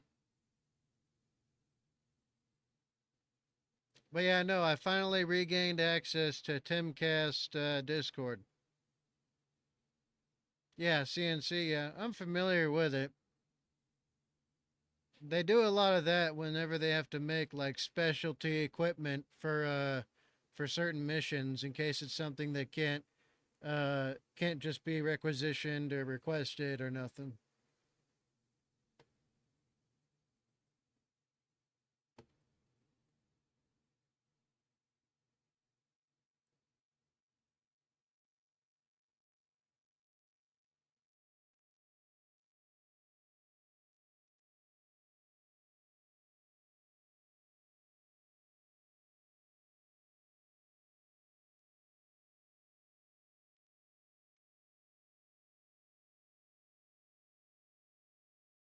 Wait, my account's already been linked.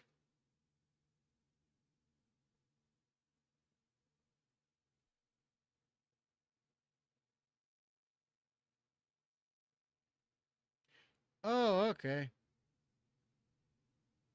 Yeah, I know. I know. It's just um, sometimes I've encountered personnel that do the same thing you do just in the military.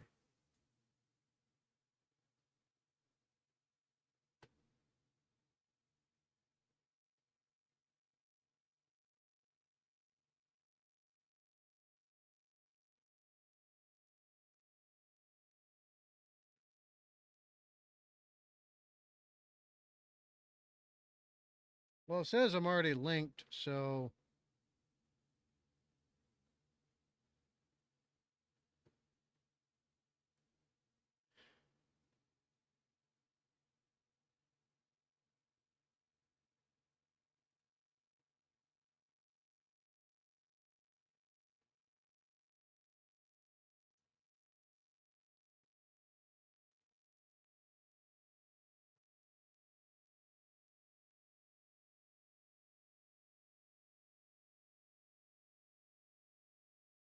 well, yeah, but these are military personnel who basically like were sent to, like Raytheon or something like that. Um, Raytheon, Boeing, or somewhere to, be trained on how to use certain equipment that's highly specialized to make certain things, like a surveillance device that used a laser back in the. This is quite a few years ago now, but they used a laser that they made basically a laser with an earpiece. And one time we used that to spy on some cartel, and we could hear through the earpiece what they were saying through the walls of the freaking building. It was really insanely, although we had to have it in its own special container and box. It had its own special Pelican case. We couldn't bang it around. We had to be real gentle with it, but it worked. It was really insane because we couldn't use like anything that would be too compromising to our position. And if we flew drones and shit overhead, they would know. So we had to get super close and, almost intimate and then set up the device, right? And then we had to ensure that we had a section of the building where we could get essentially audio without compromising our position in any way. Although dogs kept, barking in our general area, but then other animals would move around and shit too. So they thought that's what it was, thankfully. They didn't actually investigate us. It could have been pretty bad if that had happened. But yeah, and then we used like scent masking and everything. We spent about almost a week, getting all of our gear, ourselves, and everything as dirty as possible, inside and out, so that we would smell like the environment. And then we also used stuff to mask our scent, like local animal dung and all that, feces and shit. So, yeah. And dogs were still picking us up, but thankfully the Sicarios, their soldados didn't properly do their job. Thankfully, we didn't get discovered. But it was really cool that device they made for us. It had an earpiece and all that shit too. It was really, and we could hook it up to a recording, because we were using like a super fancy MP3 recording device to record as well while we were listening in. But yeah, it was real fun. Might have been the device noise. No, it wasn't a device noise. We were close enough. We were within about maybe 100 meters, give or take, like maybe a couple meters. And when they would do their little patrol thing, the dogs would be barking and raising hell in our direction quite a few times. So the dogs knew they had an idea we were there, but the soldados, they were like, because other animals would then get spooked by the dogs and move. But yeah.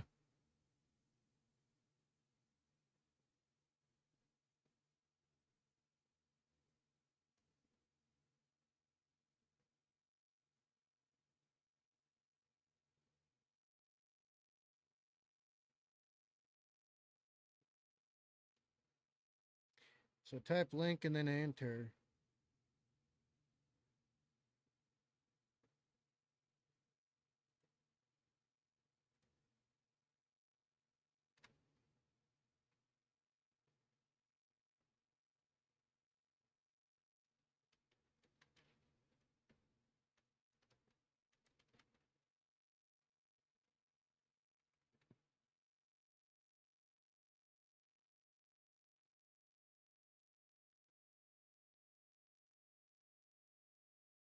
Yeah, that was my assumption as well, because other creatures get spooked around us and then start scurrying around or making noise.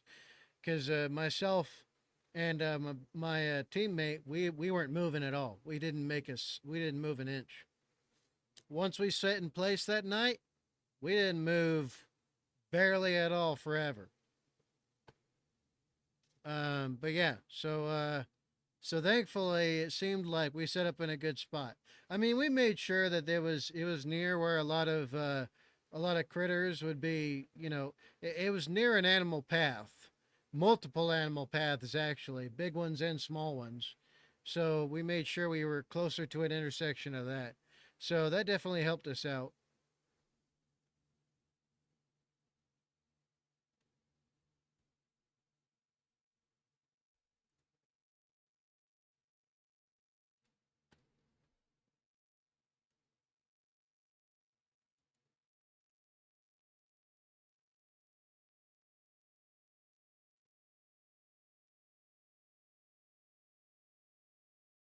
Okay, so hit verify.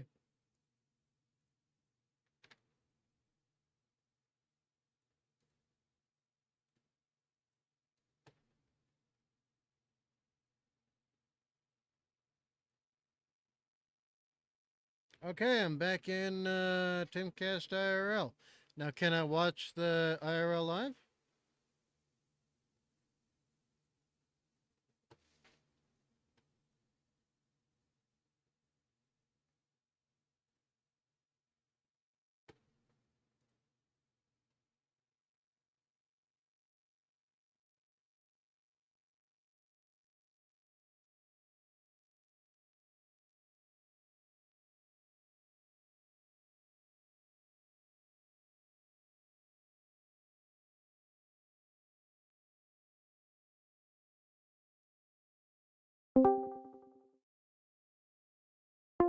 Oh, whoops. Didn't mean to do that. Where is the...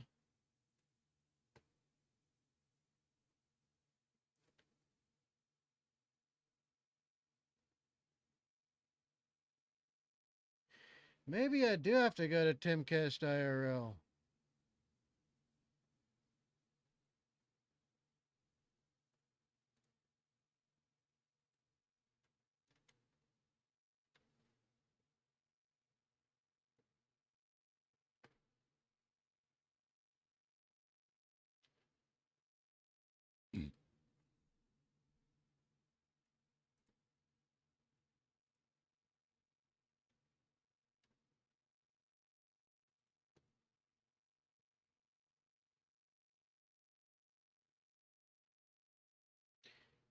Man, doing third-party authentication's pain in the butt, but whatever.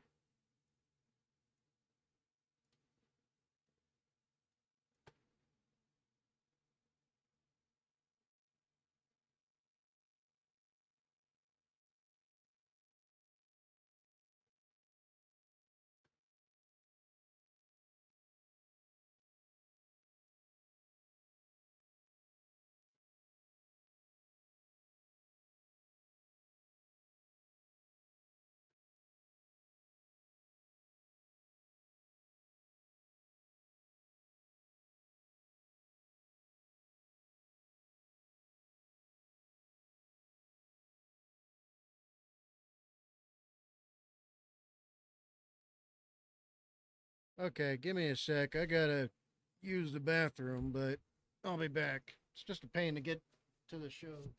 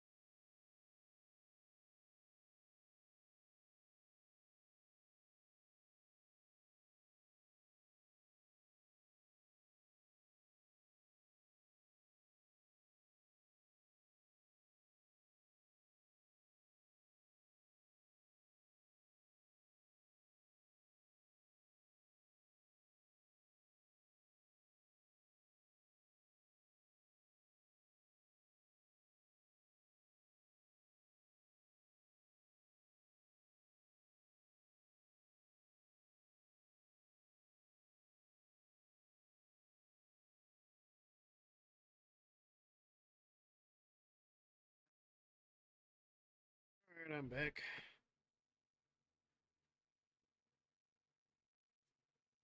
Too easy.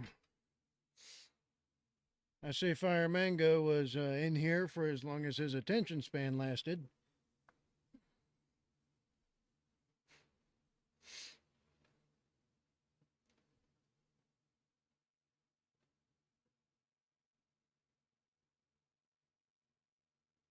All right, now to watch. Now where to watch?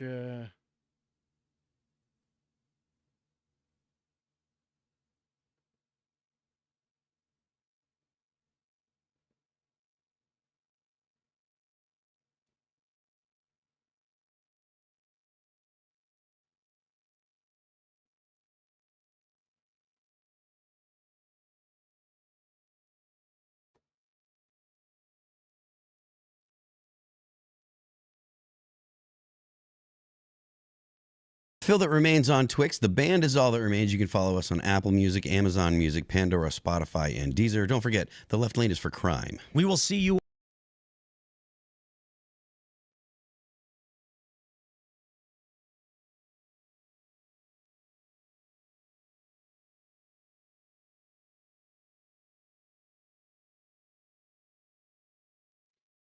I guess it's not live yet.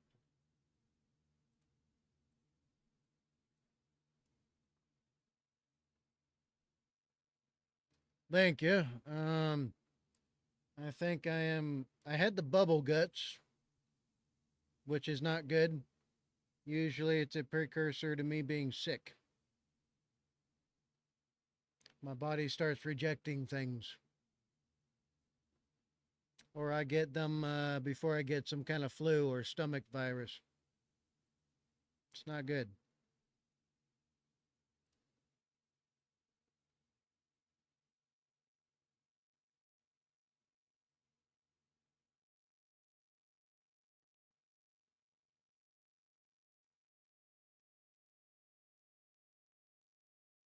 Are they over on Rumble?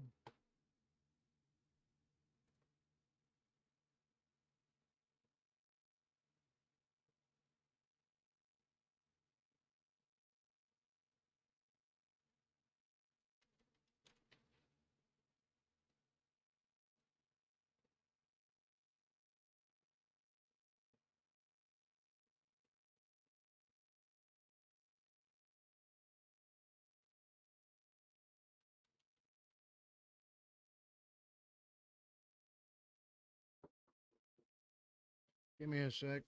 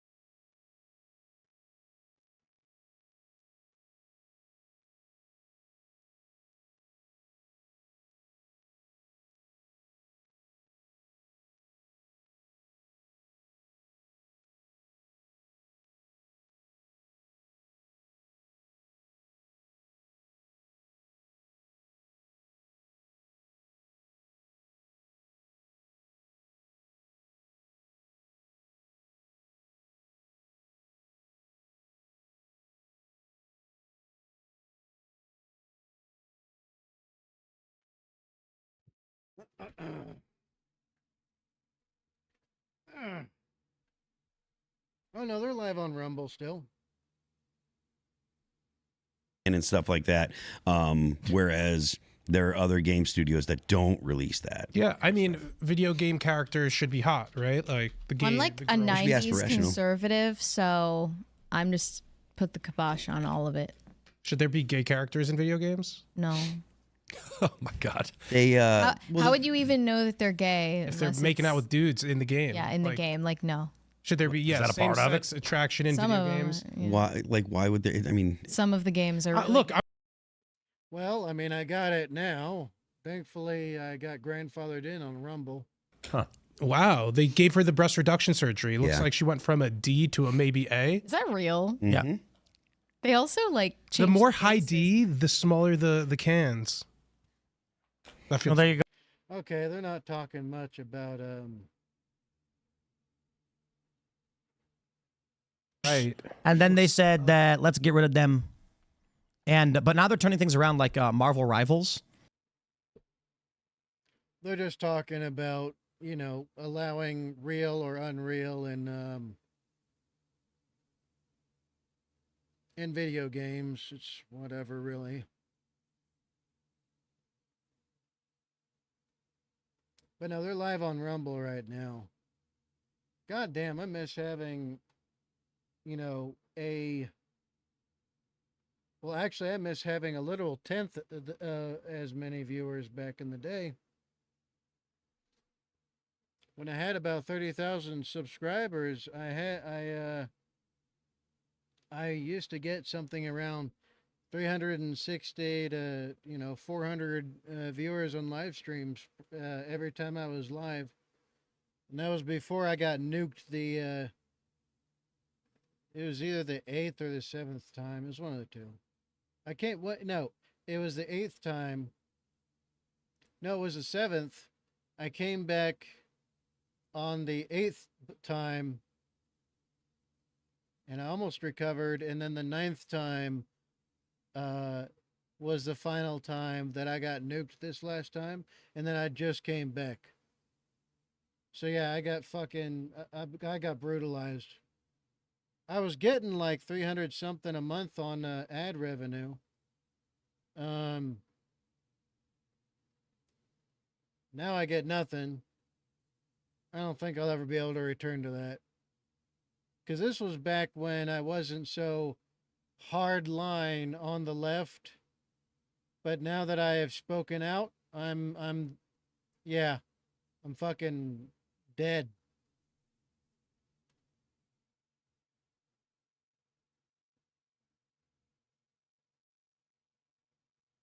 But yeah, I have not recovered since.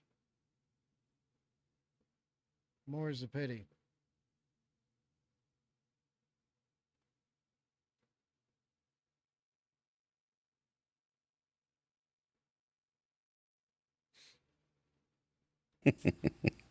Yeah, it was going viral when it happened. Yeah. Anyway, did you want to add anything or shout anything out? Yeah, if it's all right, can you indulge me for a second while I shout out two things? Yeah. Sure. Firstly, obviously, side scrollers, because that's who brought up the subject. So check them out; they're really good. They're very based and very entertaining. And the other one is a new YouTuber called Oborok, Oborrok. He's like a Christian-themed gamer. He does guides and stuff. And he's like basically like the female Melanie Mac, except he doesn't say faggot so much. That's it. The female Melanie Mac? I think he meant the male. Sorry, the male Melanie Mac. Sorry, the male Melanie Mac. Okay. Sorry. Right on. Well, thanks for calling in, brother. Thanks heaps. Bye. Cheers. All right. Next up, we got KKND. Yo, what's up? How's it going? It's going. It's going. Alrighty. So, okay. Want to make sure I'm not messing this up. So, my question is for the panel, but it's mostly geared towards the more religious people. With the shooter's motives known, whether it be his hatred or for Charlie's stances on trans ideology, or whether it's Charlie's view on conservatism and everything, it also begs the question whether or not this is also a spiritual attack as well, meaning before anything, Charlie was a Christian. Before he was a conservative, before he was, fighting for, against, the trans ideology, he was a Christian. So Yeah. it begs the question whether or not this is also, not just a political attack, but a spiritual attack as well. I think it's spiritual before it's political. That's not even a question. Yeah, I think the decline of religion in this country is the actual intent, That's why it's amorphous ideologically behind what the left is doing, and I think their intention was to destroy Christianity. And it feels like already what's been memory hold is the attack on the Catholic school children that took place shortly before Charlie Kirk's death. And that specific illustration that Robin West made of himself staring in the mirror and looking at this demonic Baphomet figure. I brought up the spiritual aspect of that attack when it happened as well, and also have maybe harped on it a little too much about the Charlie Kirk assassination as well. And it's not a very fashionable point to make. But I believe it's true. And I believe there are people walking among us who are covertly possessed by demons. We are going to be discussing demonic possession tomorrow morning on the Culture War. I'm glad. With an expert. Needs to be talked about. Yep. Timely. I think I wouldn't be surprised. I'm not even kidding. Like, everyone agrees. If you tried to perform an exorcism on a liberal by force, how would they react? Just like if they were actually possessed by a demon. There's no visible difference, no discernible difference. They'd be going. Yep. I can't tell the difference. I mean, if you literally like a vampire, if you showed a cross to them, yeah, they would hiss at you and start screaming, it's true. Attacking you. Yeah, it is demons. demonic. They are. I believe a lot of people are possessed by demons and they don't know. What we need to do when we hold rallies is we don't need guns or anything. We should get a bunch of golf clubs that have been blessed by a cardinal. And then if the demons show up and attack us and we defend ourselves, their chests will shatter and a bunch of black goo will pour out. Yeah, we'll have to test that. Goo. Test that out as a strategy. I'll explain. You just get a spray bottle full of holy water and just start spraying them like they're a cat. You just tell them it's holy water and they're going to be... But you can't tell them, because if you don't tell them, that's how you know that it works. Okay. There you go. Fair enough. Ed, go ahead then. Pick it up. Call it a gift. Come on. That's it. I submitted Take a a shot. call-in request. We'll see Take how your it goes. best fucking shot. No, seriously, I'm not kidding. Take it. Come on. Come on, bright boy. Ed, go ahead then. Pick it up. Wait. Call it a gift. I guess not the whole thing. Here you go. But I'm a fucking demon. You guys got to watch the movie. I'm a fucking demon. What? It's not even the whole clip. Yeah, it's what I could find. So for those unfamiliar, Azrael, the character, tells Silent Bob, hit him with the club, go ahead. And what's her face? The muse is like, just do it. And then he licks his finger and then burns his shirt off and holds his chest open. And when he hits him with the club, his chest shatters. And then he falls down. He goes, but I'm a fucking demon. And then she's like, the cardinal was an arrogant prick who blessed his own club for a better game. Yeah. True. That's a fun movie, although it's pretty wonky if you're a Christian. The Black 13th Disciple. Well, it is interesting to talk about memory holding attacks on I don't remember Christians or religious people, and it's not returned in the same way because most Christians, even if they really despise you, wouldn't cross that line to kill you or physically harm you. Most of them. Mm-hmm. And without that moral compass, of course you get rid of somebody you don't like. Right. And the media, which is largely, I mean, if you've lived in New York and you've worked in media and you say, I'm going to church on Sunday or any faith-based I doubt I'm gonna event, get picked, they kind of look at you like, are you serious? Yeah. Are you? I mean, that's just not a part of the culture. I think I found it. Right, boy. I hope this actor plays.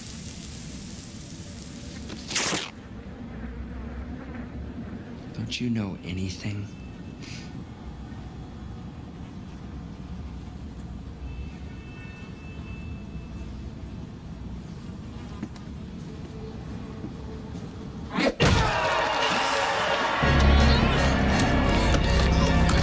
Stephanie, blast this thing!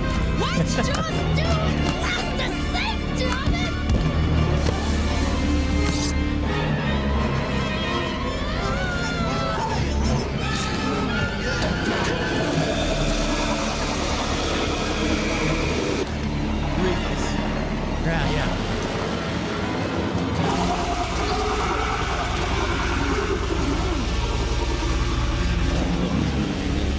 That's what you get, motherfucker. But I'm a fucking demon.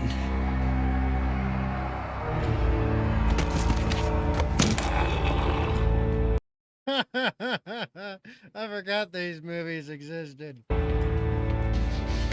What just happened? He said it himself. I'm a fucking demon. You hit a demon with an instrument of God, the pure side's always gonna do the most damage. Holy shit, Salt Bob's an instrument of God? No, but the driver is, because Glick's the kind of asshole who would bless his own clubs for a better golf game, but the sink. You've got the divine heritage going for you. There you go. What a fun movie. Anyway, did you want to add anything or shout anything out, brother? No, not add anything, but shout something out. Yeah. So I'm part of a gaming community. We play a game called DayZ. It's a custom, heavily modded server that basically fully converts the game into a multiplayer version of the Stalker franchise. So if you guys want to check that out, it's called Stalker Classic. It is a whitelist server, so you got to make an application, but it is awesome. I highly recommend it. Awesome. Right on. Right. Thanks for calling in, brother. All right, and last but not least, we have politic clippings? How do you pronounce that? Politic clippings. Politic clippings. There you go. Yeah. What's up? Like my avatar is like a paperclip, like the one from Microsoft Word, except this one hates Bill Gates. Ah, fair enough. Yeah. So my question was, now that Antifa has gotten a terror designation, will you think there will be an internal review of our three-letter agencies, like? Oh yeah. Probably any holdovers and this DEI holdovers that are sympathetic to these ideologies, and like what change? So yeah, it looks like they already got the last call for the night. I'm guessing people got in there early to jump in, and they only take so many. It's been a hot minute since I engaged with Timcast IRL. Lends to it, like what percentage of it do you? Last time I engaged with Timcast IRL,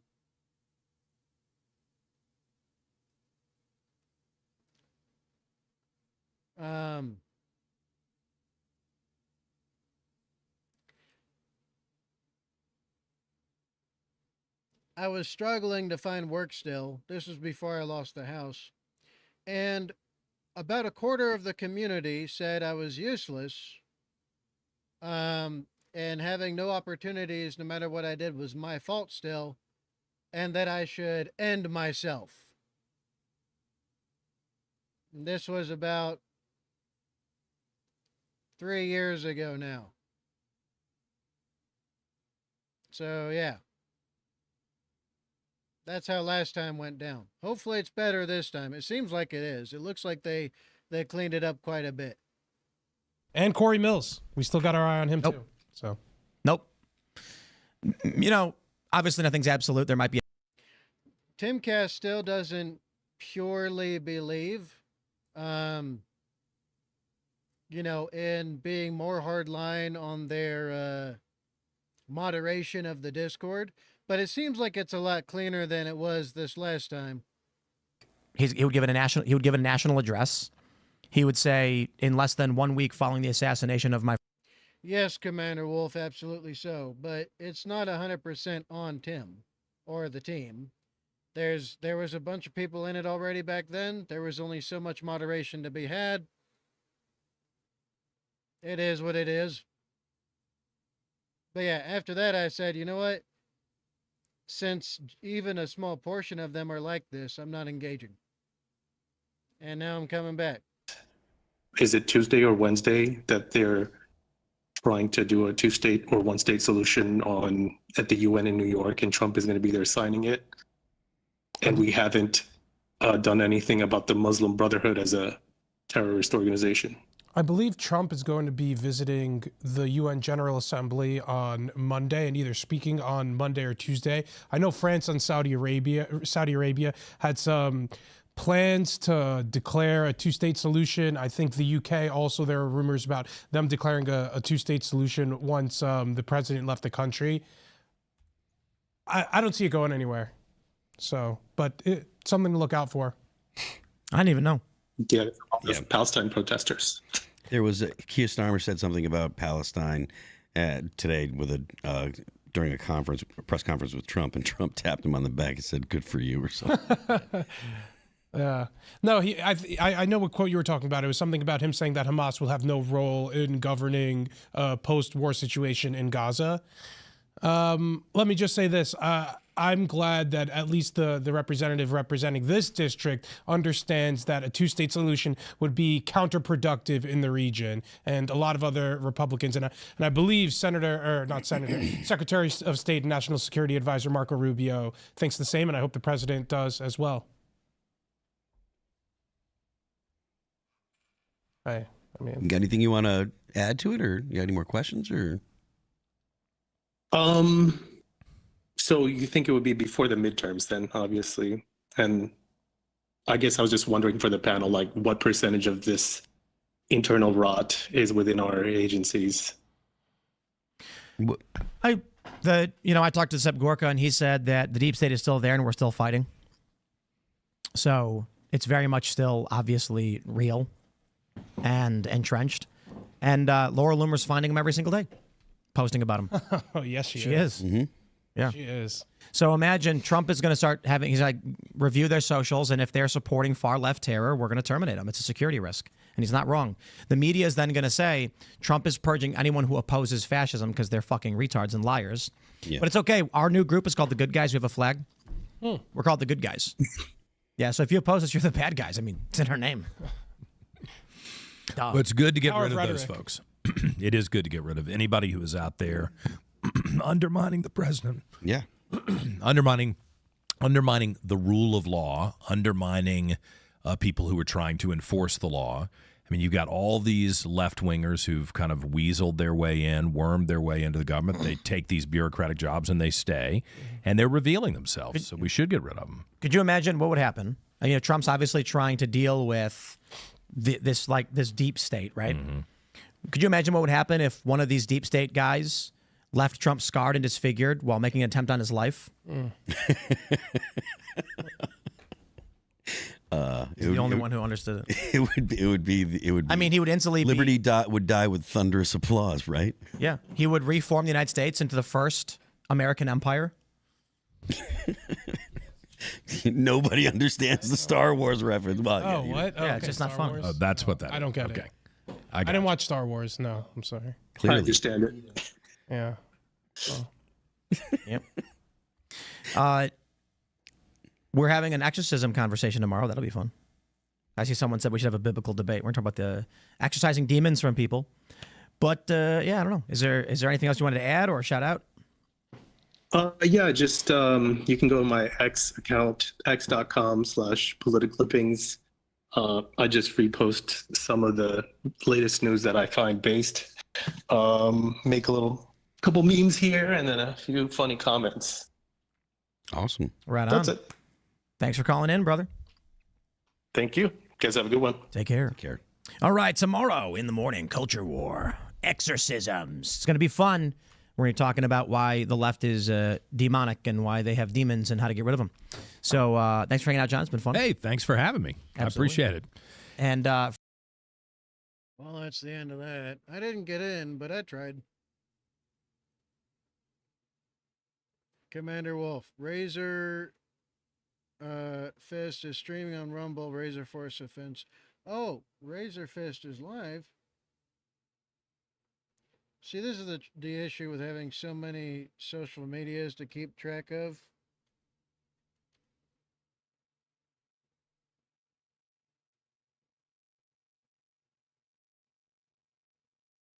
And why am I unfollowed from him? This makes no sense.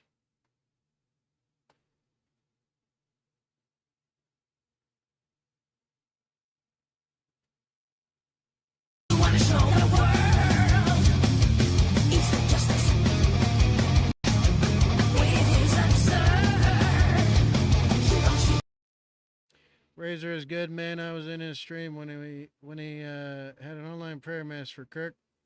Yeah, I know.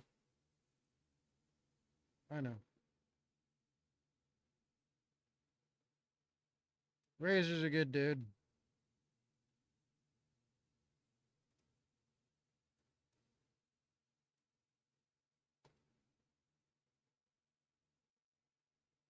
Razor's a good dude. And he is vehemently anti-left on every level, which I greatly appreciate.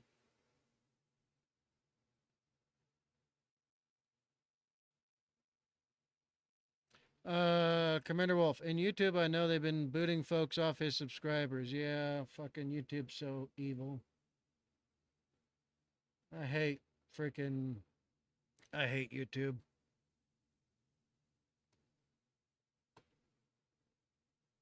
Unfortunately, it's the biggest one.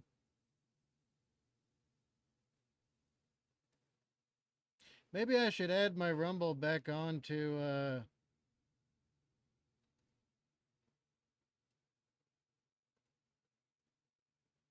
maybe I should add Rumble back on to the,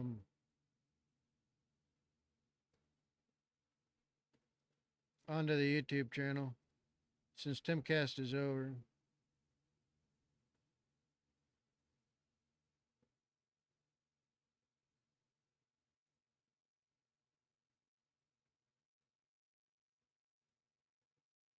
Oh yeah, he's live on YouTube too.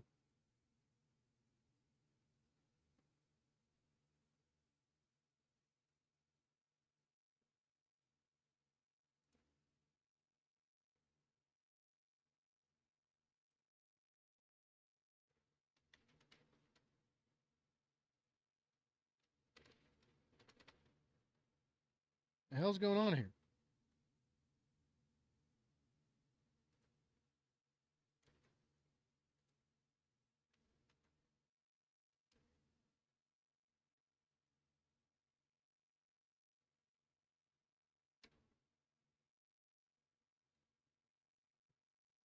The fuck?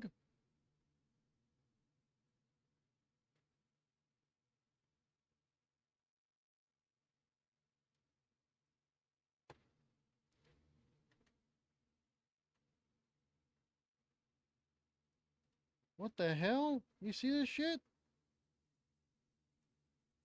Is the site glitching out?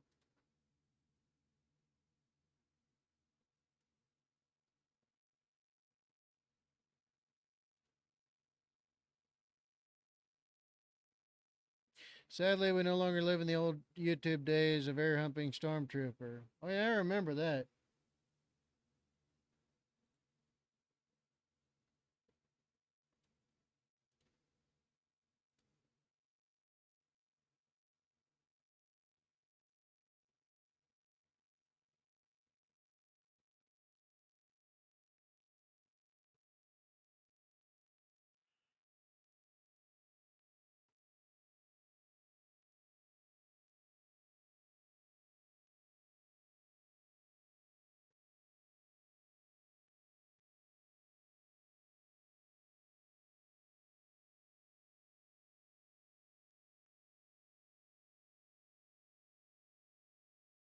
You saw that, right? I tried to enter shit and then it just glitched out the shit. Watch, I try to type it up. R, and then look what it does. What the hell? U, M, B. Okay, have a good one, Wolf. I'll see you next time. L, E. I have to click on it every goddamn time. God, I hate YouTube. They're so retarded. Alright, now people know I'm on Rumble too. Awesome. I might just, yeah,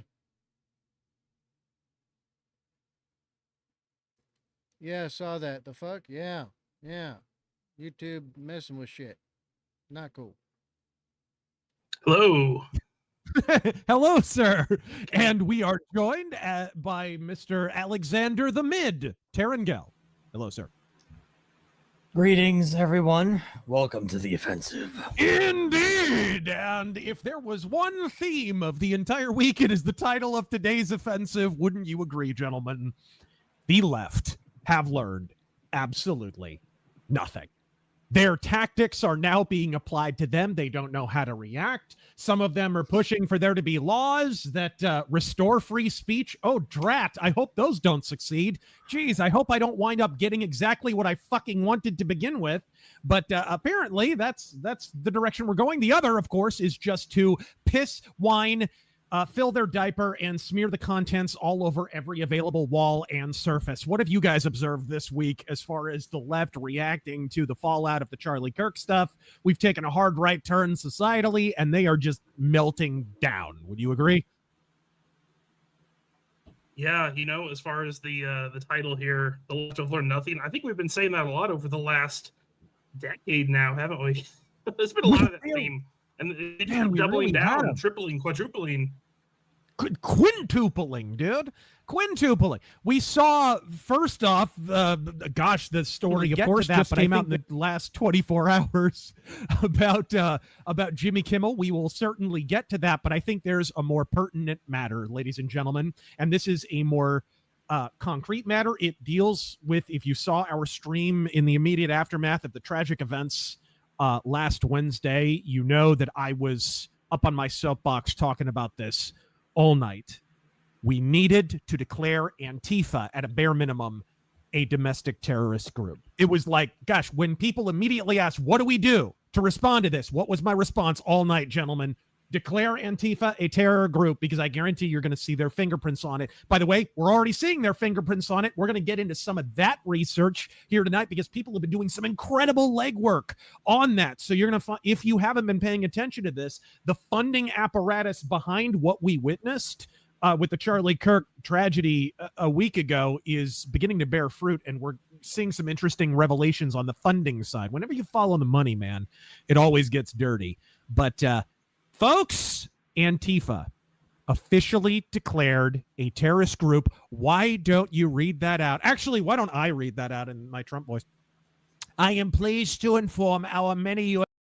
And it turns out Canada has been funding Antifa inside of their own country and the United States of America. Interesting, isn't it? So now we can label them an FTO, a foreign terrorist organization. I mean, they do have their direct roots coming from Europe instead of the USA. They're not a USA originated organization. So they are a foreign terrorist organization. Meaning fairly soon it will be open season on all of the Antifa demons that exist. And I can't wait. Hopefully there's bounties. I would happily hunt them down. What were you thinking as soon as this happened? Why not sooner? Why not immediately, like day one? This was needed so long ago. Because they've been trying to reign in peace as much as they can while allowing the left to out themselves, but they've taken it too far now. They probably thought they wouldn't take it too terribly far, and now it already has gone that far. Organization during Trump's first term, and William Barr dragged his feet like a troglodyte and did not get it done. He was just he was slow walking it. Let's just be real. William Barr was an obstructionist, one of many that was embedded within the Trump administration. That's still Trump's fault, by the way. He picked the guy he shouldn't have. And he trusted the guy, from what I understand, for a while there. And to be fair to Trump on this, you guys remember William Barr would throw the right a bone every now and then. He would go after some soft target, and you'd be like, it seems like William Barr maybe is starting to get it a little bit, but it was all just, it was kind of like Uncle Festerman over there in Pennsylvania, how, he'll vote left, he'll vote party line every single congressional session, but then he'll throw some bone to the right. Oh, I think the left should probably stop being crazy and shooting people. Wow. Brilliant, penetrating insight there, Uncle Festerman. And people simp for him. It works, right? This is classic, like, Pavlovian psychology. It drives Yep. Yep. Acting like, acting like you're willing to do all for be all, but if you're sitting on a fence, you're subject to whoever pulls the hardest or pushes you over. That's how fence sitting works. Not center left. I'll be back. I gotta get some food. Yeah, he's talking about Fetterman, not Barr. But Barr was a problem. I don't know about you guys, but I think we are reaching levels of getting what we voted for, previously undespoiled by mankind. Am I right? Am I right here, folks? Granted, I don't think that we needed the sky to be declared blue to know that it is, but it's a domestic terror group. It has been. Antifa, for the record, has foreign origins. For the most part, foreign funding. Yes, there's some domestic terror funding for Antifa.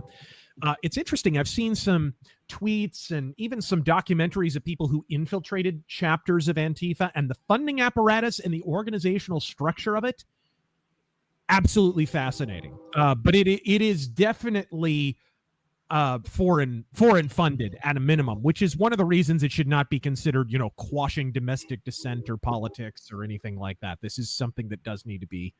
But of course, some people are already doing the digging on Antifa's funding and turning up all kinds of interesting connections to Soros, to China, to a whole spider's web of networks. Do you have that, Taryn? Could you pop that up for us?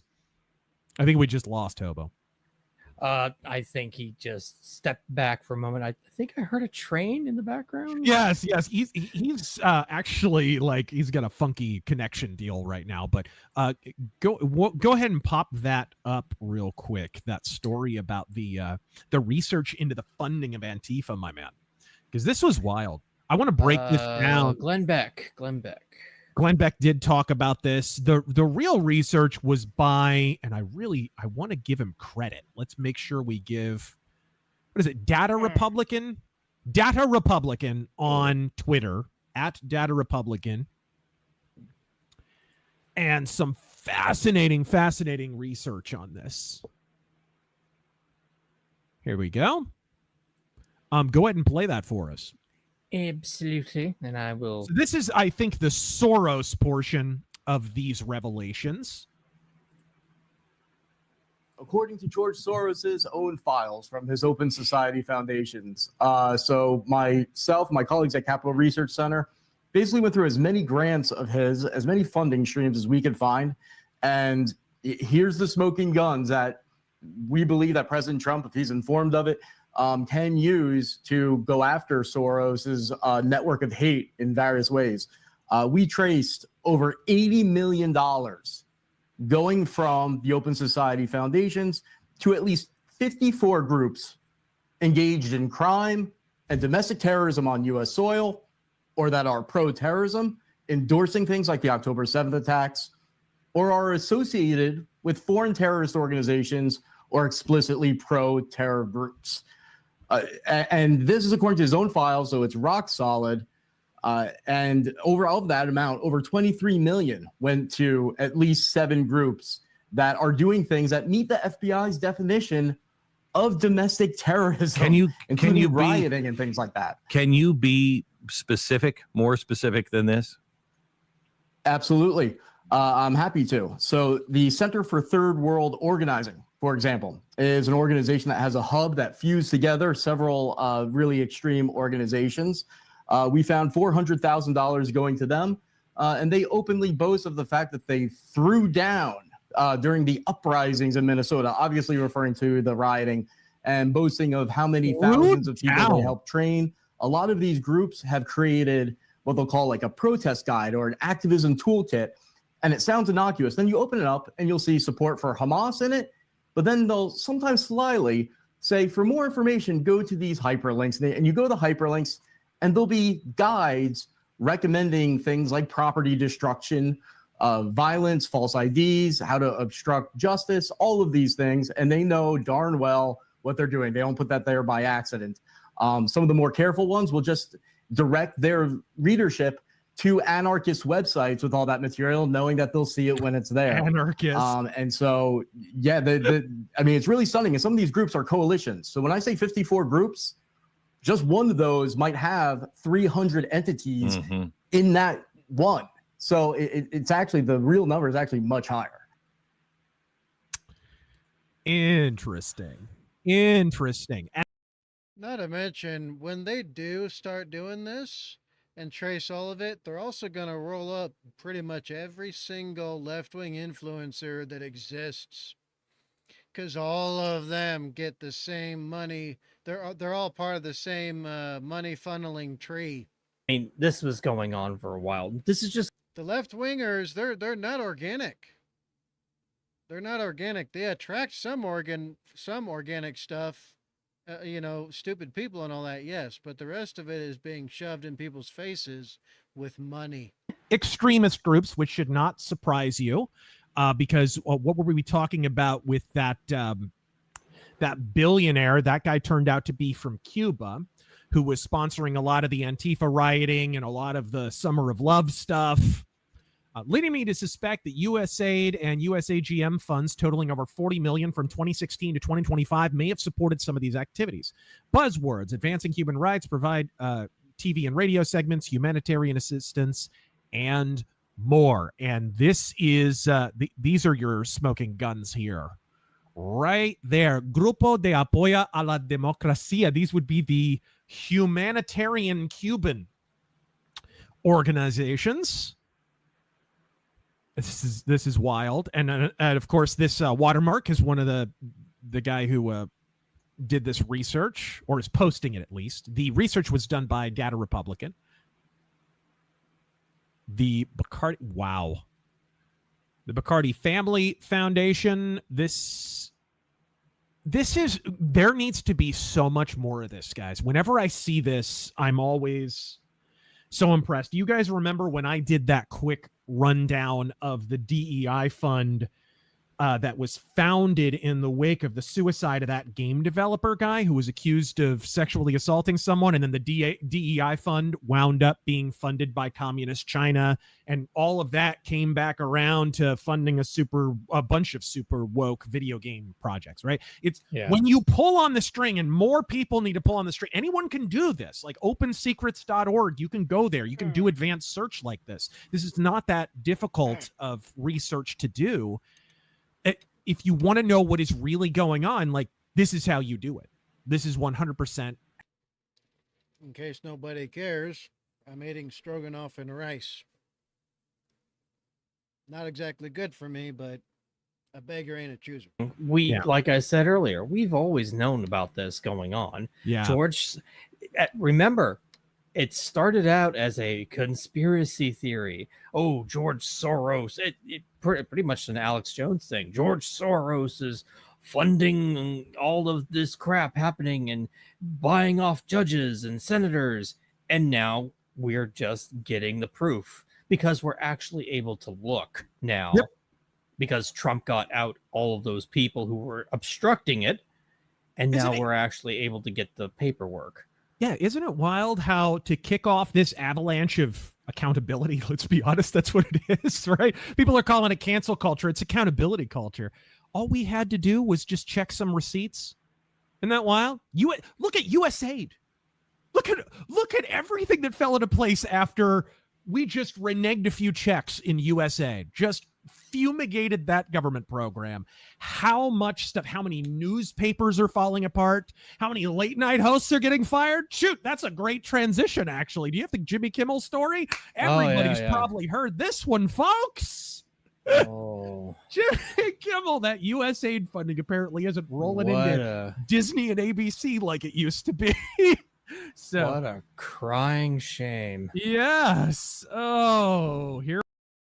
Like the old song goes, oh, what a crying shame.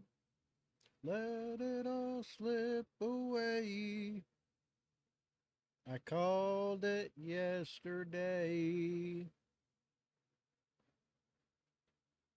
Too easy, Wolf.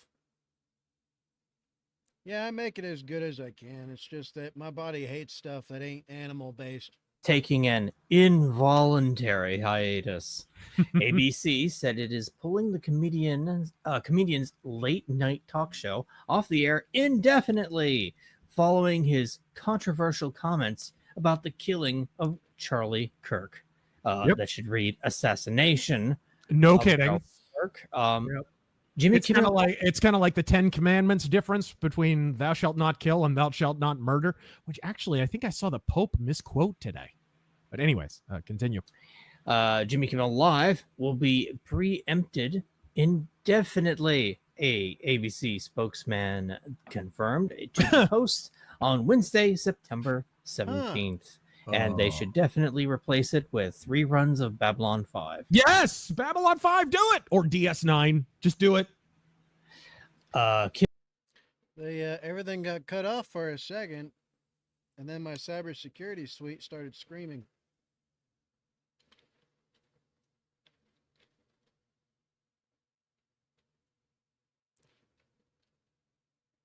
It wouldn't be the first time someone's tried to DDoS me, and it won't be the last. September. Bro, okay, pause for a moment. Because we need some context for this. Because now their narrative is already starting up from the left, Density and Hassan Piker and whatever. Oh, I guess comedy is illegal, right? He was canceled for comedy, right? Yeah, that was really funny. So I tell you what, guys, let's go ahead and we will compare the uproariously funny statement that Jimmy Kimmel made about Charlie Kirk. I mean, it was a comedy bit for the ages. To a late night comedian from a damn decade ago who was passed over for a job, by the way, for Stephen Colbert. Let's go ahead and compare that. Here we go. We hit some new lows over the weekend with the MAGA gang desperately trying to characterize this kid who murdered Charlie Kirk as anything other than one of them and doing everything they can to score political points from it. In between the finger pointing, there was grieving. On Friday, the White House flew the flags at half staff, which got some criticism. But on a human level, you can see how hard the president is taking this. My condolences on the loss of your friend Charlie Kirk. May I ask, sir, personally, how are you holding up over the last day and a half, sir? I think very good. And by the way, right there, you see all the trucks? They've just started construction of the new ballroom for the White House, which is something they've been trying to get, as you know, for about 150 years. And it's going to be a beauty. Yes. He's at the 4th stage of grief, construction. Demolition. Gut-busting stuff, guys. Gut-busting stuff. Trump talking over a helicopter, probably not even hearing the first part of that question. And he presents it as if it's a referendum on Trump's grief. Even though, of course, Trump made a statement the day he was killed and expressed his grief, right? So let's not skip over the fact that he starts off with blatant misinformation. Yes. Saying this is MAGA killing one of its own. Yeah. Right. We have established the parents said he was a leftist. The boyfriend said he was a leftist. The friends said he was everyone who has turned witness on this kid. The has said he was a leftist. boyfriend. Right. So, you know what's funny is that it almost sounds like and almost seems like they took a clip from another time and then added that in. Or at least that's what it looked like to me. It looks like they transposed a clip on another clip. It could just be me, though.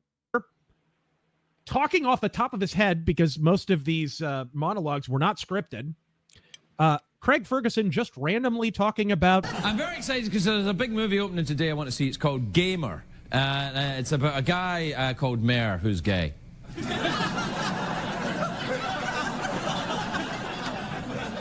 Yeah. Actually, you know who is the star of the movie, though, Gamer, is Jerry Butler, who's a friend of mine. He's from Scotland. I know him. He's my friend. I call him on the phone. I'm like, hey, how you doing? He's playing Gay Mayor.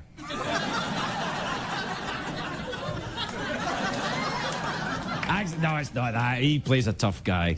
Anyway, he's... Not that you can't be tough and gay. Oh, no. Here come the emails. Oh, no.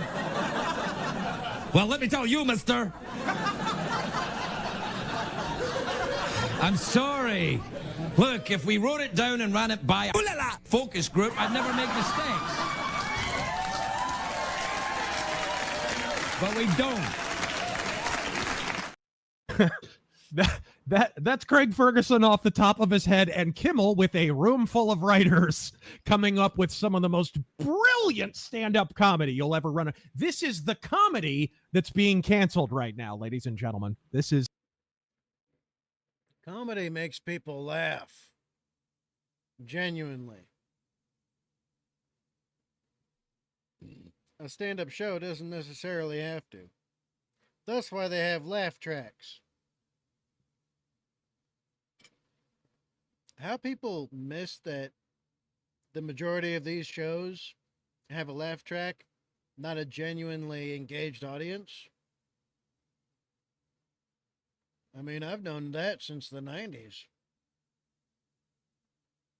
jokes, but I don't think they make Post-it notes that small. We're literally... And dude, did you see that intensely awkward podcast recently between Jimmy and...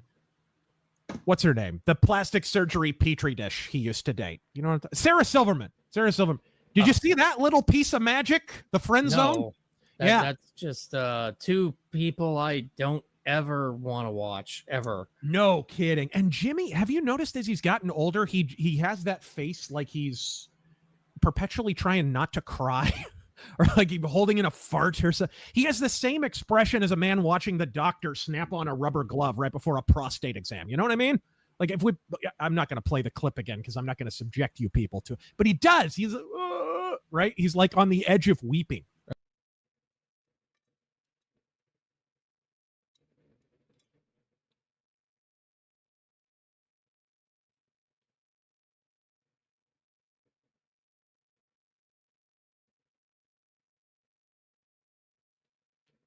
Jimmy Kimmel reminds me of the guys I would, meet from the Arts Academy. That was directly across from my high school. It was a charter academy of arts or something like that. I used to go there so I could go meet up with the hot chicks because, a lot of the chicks that were at the arts and academies places were beautiful. Absolute smoke shows, every single one of them. Without fail, you would find beautiful women, beautiful girls there. And all the guys I met there were absolute bitches. Actually, you know what? That feels like an insult to my precious Layla, because she is a bitch, which is a female dog. It's a term for a female dog, so I won't disparage my dog like that. They were pusillanimous males. Every one of them. Even the toughest looking guys. There were guys bigger than me that went to the Charter Academy of Arts or whatever. Absolute. I could slap them and they'd cry about it. In leotards and tights. And I was just there to meet up with the girls. Of course, I got invited to do some classes and stuff, but you do what you do to, you do what you do to,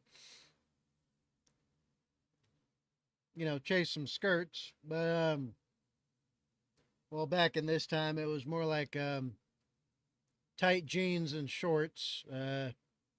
Skirts were intermixed in between, but they were a bit longer back then. And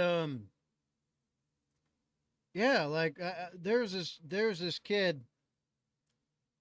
Going right. That was brilliant. I don't mean to mute him that long, but there was this kid twice my size. Big freaking dude, right? I'm not that big to begin with. I'm closer to average height than tall. And this guy, he is, and I'm talking natural built, he looked like he had some Norwegian in him or something. And big dude. And he got pissed off at me because I got to go out with this girl that he wanted to go out with. He was jealous of me. Don't know why. He had plenty of other girls that wanted his attention. But anyway. And so he picked a fight with me.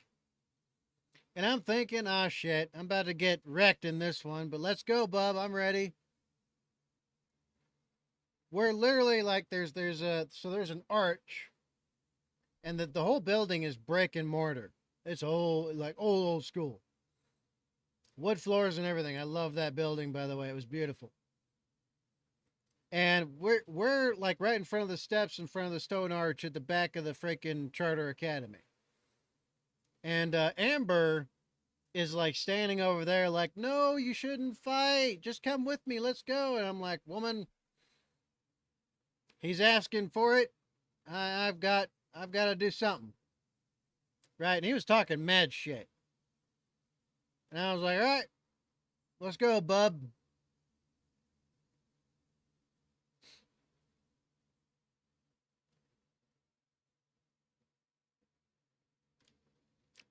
At that point in time at my age, I got hit by kids younger than me harder than this dude could slug me in the face.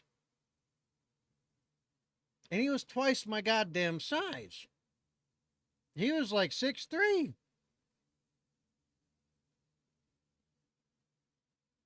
I knocked him a few, and that's all it took. He was on his butt. Right? He was like trying to figure out what happened. I figured he's done. I damn near knocked him out. But that's what guys like Jimmy Kimmel and all them remind me of. That dude who was doing because this was back when yoga or dance classes or arts classes were still fairly new. He was doing a dance class, and basically I beat up a dude who wore a leotard and tights. Twice my size. How he was that big, but he wasn't that strong, or wasn't that tough. That's what this reminds me of. He lied about the shooter being MAGA.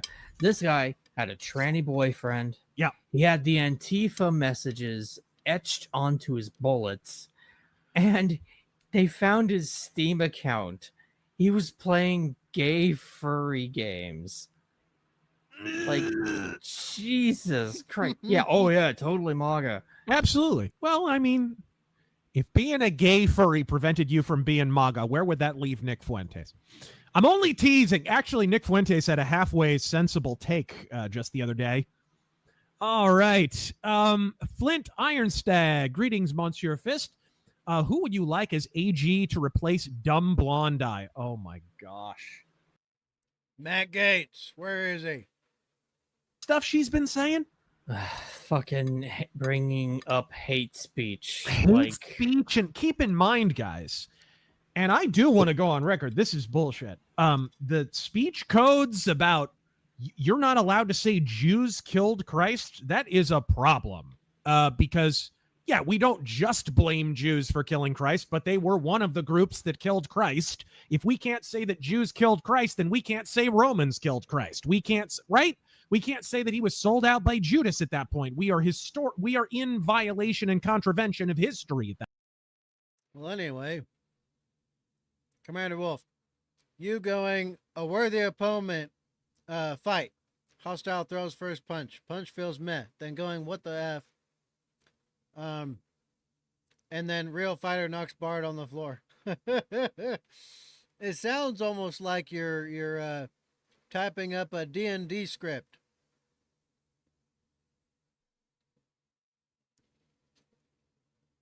It almost sounds like that. It's funny. But yeah, no, I was going into it expecting to get knocked on my ass and then just get up again. At that point in time, I hadn't gotten knocked out at all. I've been in a lot of fights and I lost most of them, but at least half I count as victories because I survived them. Because I was outnumbered on the bus or outnumbered on the walk to school or outnumbered, at my bus stop or whatever, because it was me versus most of the other kids. Being one of the mixed kids, everybody fucking hates you, even more than the white kids. So I was counted as a white kid essentially, but they hated me more. But so I was fighting all the damn time. All the damn time. Thankfully, that got counterbalanced by how popular I was with girls in high school, so that helped out quite a bit. One of my mother's favorite stories to tell was when she would pick me up and the bus would be leaving, and it was all the girls would be at the window just screaming at me, "We love you," to me, and using my name. So they'd all be screaming, you know, like the cheerleaders they all were, "We love you!" And my mom would be like, damn. But yeah, I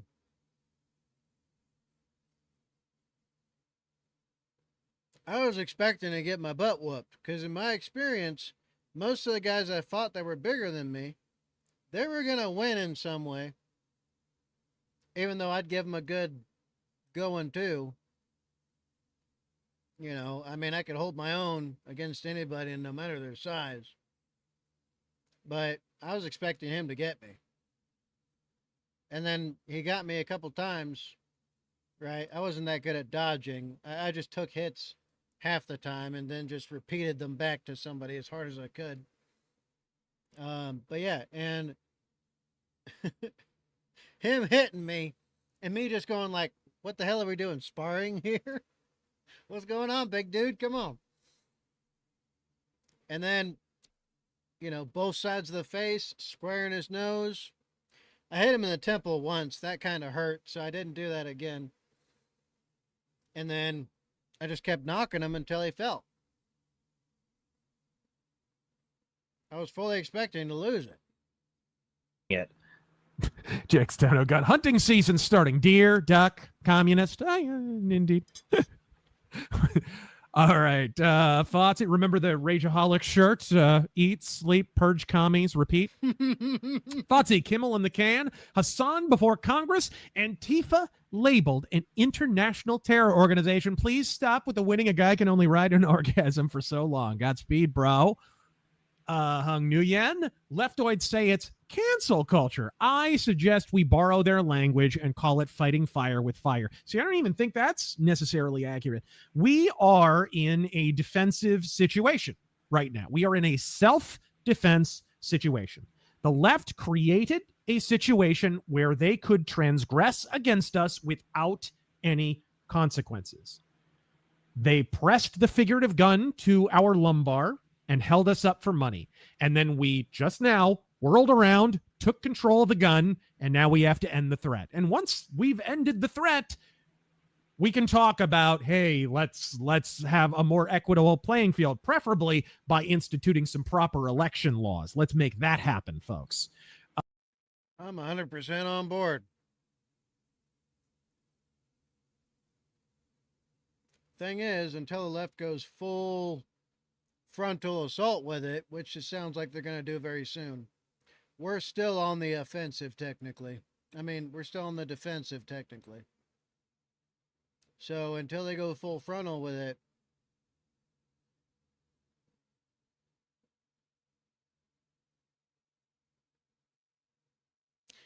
some people have compared it to, you know, it being like Ukraine to Russia. It would be like the United States, you know, it would be like the U.S., the whole United States versus freaking Puerto Rico. Because the right is like a sleeping giant, and that's correct. But once the sleeping giant's awoken, he's going to stomp you flat. After we've accomplished that, then Razor is right. We can get back to seeing if we can allow others to join in on the equality game. And if they, again, try to set fire to part of the board, well, then we're just going to axe them right there and then replace them. Trouble is, with these subversives, you can never rest. There's a reason why, vigilance is key. Complacency does kill. In combat and in a culture war, a civil war, all of that. Complacency does kill.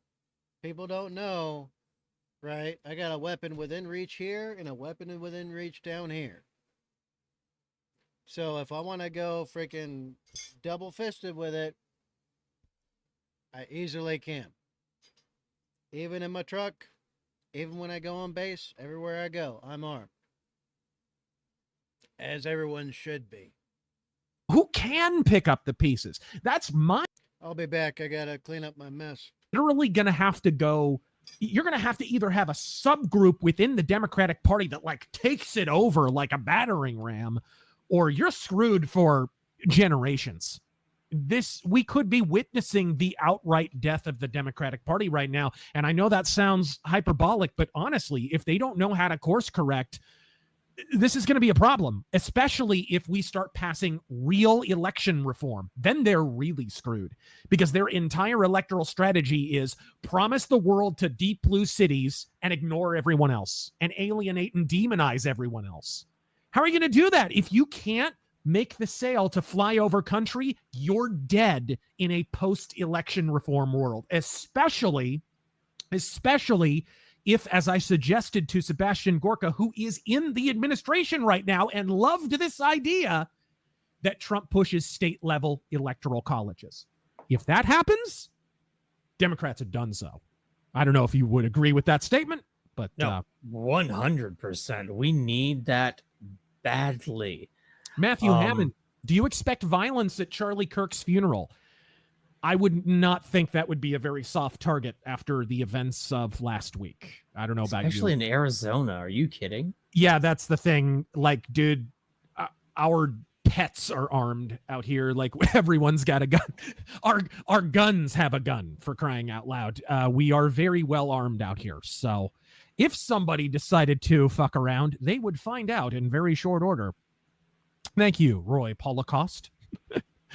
All right. Normal man. Remember, folks, it's not cancel culture. It's consequence culture. Yes. Accountability culture, if you prefer. All right. Glitchy Rhythm. The cult can't be reasoned with. They're in our offices. Illegitimate film. I'm at my wit's end. People I know are more angry at Trump for whatever he said about Kimmel than Kimmel fucking lying about the shooter's motives. They think Trump is a dictator, pardon me, as if he's behind the show getting pulled. Yeah, of course, we do have to correct the record on that. The FCC threatened a complaint because of the disinformation, I believe. And ABC used that rather than ABC standing up to the FCC, which they often do. They did not stand up to them because they saw an opportunity to get rid of Jimmy Kimmel. Let's be real. Yeah. They wanted to get rid of him because he costs too much and he's not drawing ratings. It had nothing to do with Trump. Now, Trump mocked him, thank God. But we knew he was going to mock him because Jimmy Kimmel's basically done nothing but dump on Trump this entire time. Raggedy Man. I saw Hassan trying to defend his BS on Australian TV. Finally, people will see what he has said. All right. Hung Nguyen, do you see leftoids trying to make Kimmel their martyr and Newscomb all the Charlie Kirk memes to make them about Kimmel? Huh?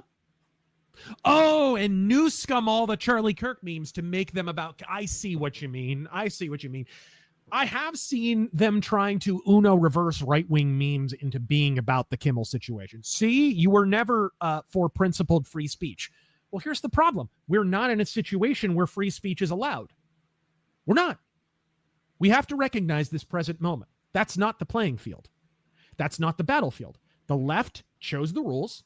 The left chose the battlefield. We have to abide by the rules of the battlefield. Do we not? They took control of the institutions. They changed the law. They changed corporate policy in order to make sure that people could lose their jobs over countervailing against the leftist narrative. Do we not then have to Uno reverse that? We have to subjugate them. Then we can move on in a principled way if we'd like to. I know it's going to be very, very tempting for some people to not lay down that authority, but I would suggest we do need to consider maybe letting the left push some of these laws to get rid of the speech codes and shit, because we never should have had these. We never should have had any of these. There shouldn't be a corporate policy you lose your job over something you said on Twitter. I think we could all agree on that. So if the left get mad enough about this and they start pushing for that, I say let them. Like I said, back when Roe v. Wade was overturned, I thought we missed a prime opportunity to neuter the power of the Supreme Court. The left were uniquely motivated to neuter the power of the Supreme Court. We shouldn't need a Clarence Thomas, right? I think we should look at this situation in a similar way. Use the momentum of the left and join with them in a bipartisan effort to get rid of the damn speech codes. Yeah. Oh, you don't like a taste of your own medicine, do you? Oh, you don't like losing your job over something you said on Twitter. Well, I guess we should change that law then, right? And then we get what we want. That was the entire point to begin with. So this is not an unprincipled thing. This is tactics, is what it is. And I hope someone in the administration has a conception of that. I really, really do. I know there are really, really smart people around him, though. So I would think there are. I'm speaking of Antifa being designated. Did I interrupt you? Did you want to say something? I just wanted to say, when the smoke clears, then we'll discuss mercy. But indeed, after we have razed your towns to a smoldering ruin, shall we talk about a group being investigated in connection to the assassination? Speaking of Antifa being designated a terror group, they're not the only one. I'm really impressed, by the way, with how they have hunted down the organization connections to this shooting, because this guy bragged about what he was going to do to a lot of people ahead of time. He absolutely did. And those people were connected to groups, and it seems that he was connected to some of those groups. And now it looks like there is going to be a concerted effort to hunt them down. Do you have that story, Taryn? Yeah, it should already be up. There we go. Our Armed Queers SLC. Go ahead and read that. Armed Queers SLC. I love that these groups have names that sound like an insult my grandpa would have come up with like 20 years ago, right? Armed Queers sounds like something a drill sergeant would shout at an effeminate army recruit, right? Anyway, now under an FBI investigation as an extended network related to Charlie's killer. Yes. The founder of Armed Queers SLC is also an organizer for PSL, which is funded by Neville Singham. Cuban. This is the guy I was referring to earlier. Cuban billionaire who's been funding a lot of Antifa and BLM. The No Kings demonstrations were funded by Neville Singham. And the Chinese Communist Party. There you are. There you are. Boom goes the dynamite. Why did Armed Queers SLC delete their Instagram after Charlie was murdered? Why is Neville Singham affiliated with radical extremist groups that may have ties to Charlie Kirk's assassin? Yep. Indeed. And this woman is what, like a naturalized Iranian woman, or she's like an Iranian emigre or something? I think.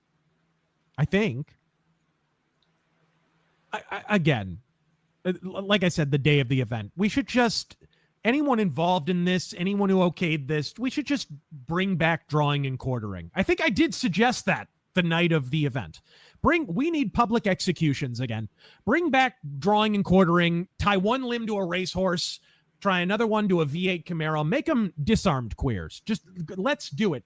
Freaking front and center, public, broadcast it on HBO. You will never see one of these copycat assassins again, ever. Or the mass shooters either. You mark my over many words, by the way. You will hear the words funded by the Chinese Communist Party much, much more in the days to come. Our side doesn't like to talk about that because we're too busy juiceburging. But that is a failure to recognize where we are in the present moment, and it's midwit shit. And someone's got to say it. the Chinese Communist Party funds a lot of this stuff. They've always been funding Antifa, just as the Soviet Union funded domestic Antifa back in the 20s, 30s, 40s. They were still funding domestic communist efforts up until the Berlin Wall fell, as I've discussed in my Hollywood Was Always Red video, and most recently in my McCarthy Martyred by Marxism video. We've got to recognize that the Chinese Communist Party recognize that they are the inheritors of the legacy of the Comintern. The Comintern doesn't technically exist anymore, but functionally it does. It's just the CCP internationally funds this stuff. What's your sense of this? Do you think like these guys were probably involved in it? Do you think those other groups were involved in it? What do you think? And how far up do you think this goes? I think personally that they radicalized this guy. Obviously, they filled him up with all this bullshit, but then he just decides on his own to say, you know what? I'm going to be the one who takes it to the next step. Yeah, I'm going to be the one who actually does it and leads by example. Because from the conversation he had with his significant other, it kind of sounds like, oh, no, you didn't. You weren't actually supposed to do anything. Right. Even though he discussed it earlier with their group, was like, man, I'm going to do it. I'm going to do it. I'm etching bullets. I'm going to do it. See, I don't think they actually expected him to go all the way. Yeah. You know, when you have a friend who begins etching messages into bullets, bit of a red flag. I'm just saying. Of course, they wouldn't have no intention of actually turning him in or warning anyone, because secretly they hope he does do it. Yep. And that makes them liable criminally. It should. It absolutely should.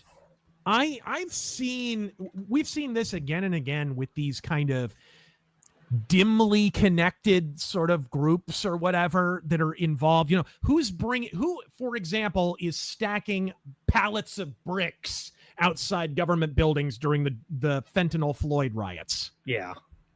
Somebody has to move that. Who's renting out the damn U-Hauls? Who's printing up all of the pre-printed, professionally designed signage for all of these groups at all of these riots? And when these riots are ending in arson and death, this is an important question for us to be able to answer. And for some reason, it took until 2025 for us to start chasing down the funding. What the hell, dude? How did it take this long is my question. I do not understand. I said this the night of the assassination, and I stand by every damn word. America has few, if any, domestic commie groups. And that has been true since the inception of this nation. We can have outgrowths of it, but follow the string, and it always leads back to a great big yarn ball back in Beijing, at least these days. We are in a Cold War that only one side has elected to inaugurate. We are sitting here with our dicks in our hands while there is an aggressor just feeding poison to an entire generation through universities. And Trump is just as hapless as some people. Look at his comments about the 600,000 CCP students and shit a few weeks ago. I mean, granted, he walked it back, and good on him for doing it and being amenable to correction. Geez. But Jesus, guys, like we got to get in the game here and recognize that, like, okay, we don't want to be part of a Cold War, but Cold War is upon you, whether you would inaugurate it or not. That's literally kind of where we are at this juncture. Yeah, it's probably the rice doing it to me. Proven the exact opposite. I had the joy to see him on stage. Well, anyway, I've already, covered a lot. Oh, shit, it's been over 3 hours now. Well, thank you, Razor. I enjoyed it.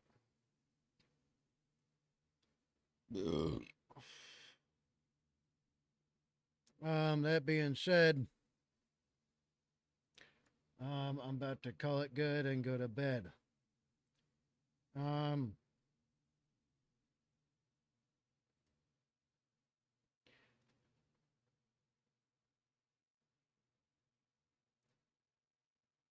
Might be, oh, yeah, have, okay, might be, oh, yeah, might be, oh, yeah. Yeah, I don't know. Have a good night. Well, good night to you too, Commander Wolf. I just wish I was able to catch you during the day. But, you know, it is what it is. There's 2 bots over on Kick, too, which is interesting. Is Kick nothing but bots? It seems like it. Well, anyway, that being said, thank you very much. I appreciate it. And everybody else, be good. And seriously, objectively good. Not good just according to what is subjectively decided as such. Be safe. Don't compromise safety and security for nobody and nothing. Death and disaster is only a second away. Do what you can today. And I'll see all of you in the next one. Good night, bub. I am Badger 7 Actual, the formerly homeless veteran, Blast Cat Badger, out. Good night, Commander Wolf. Have a good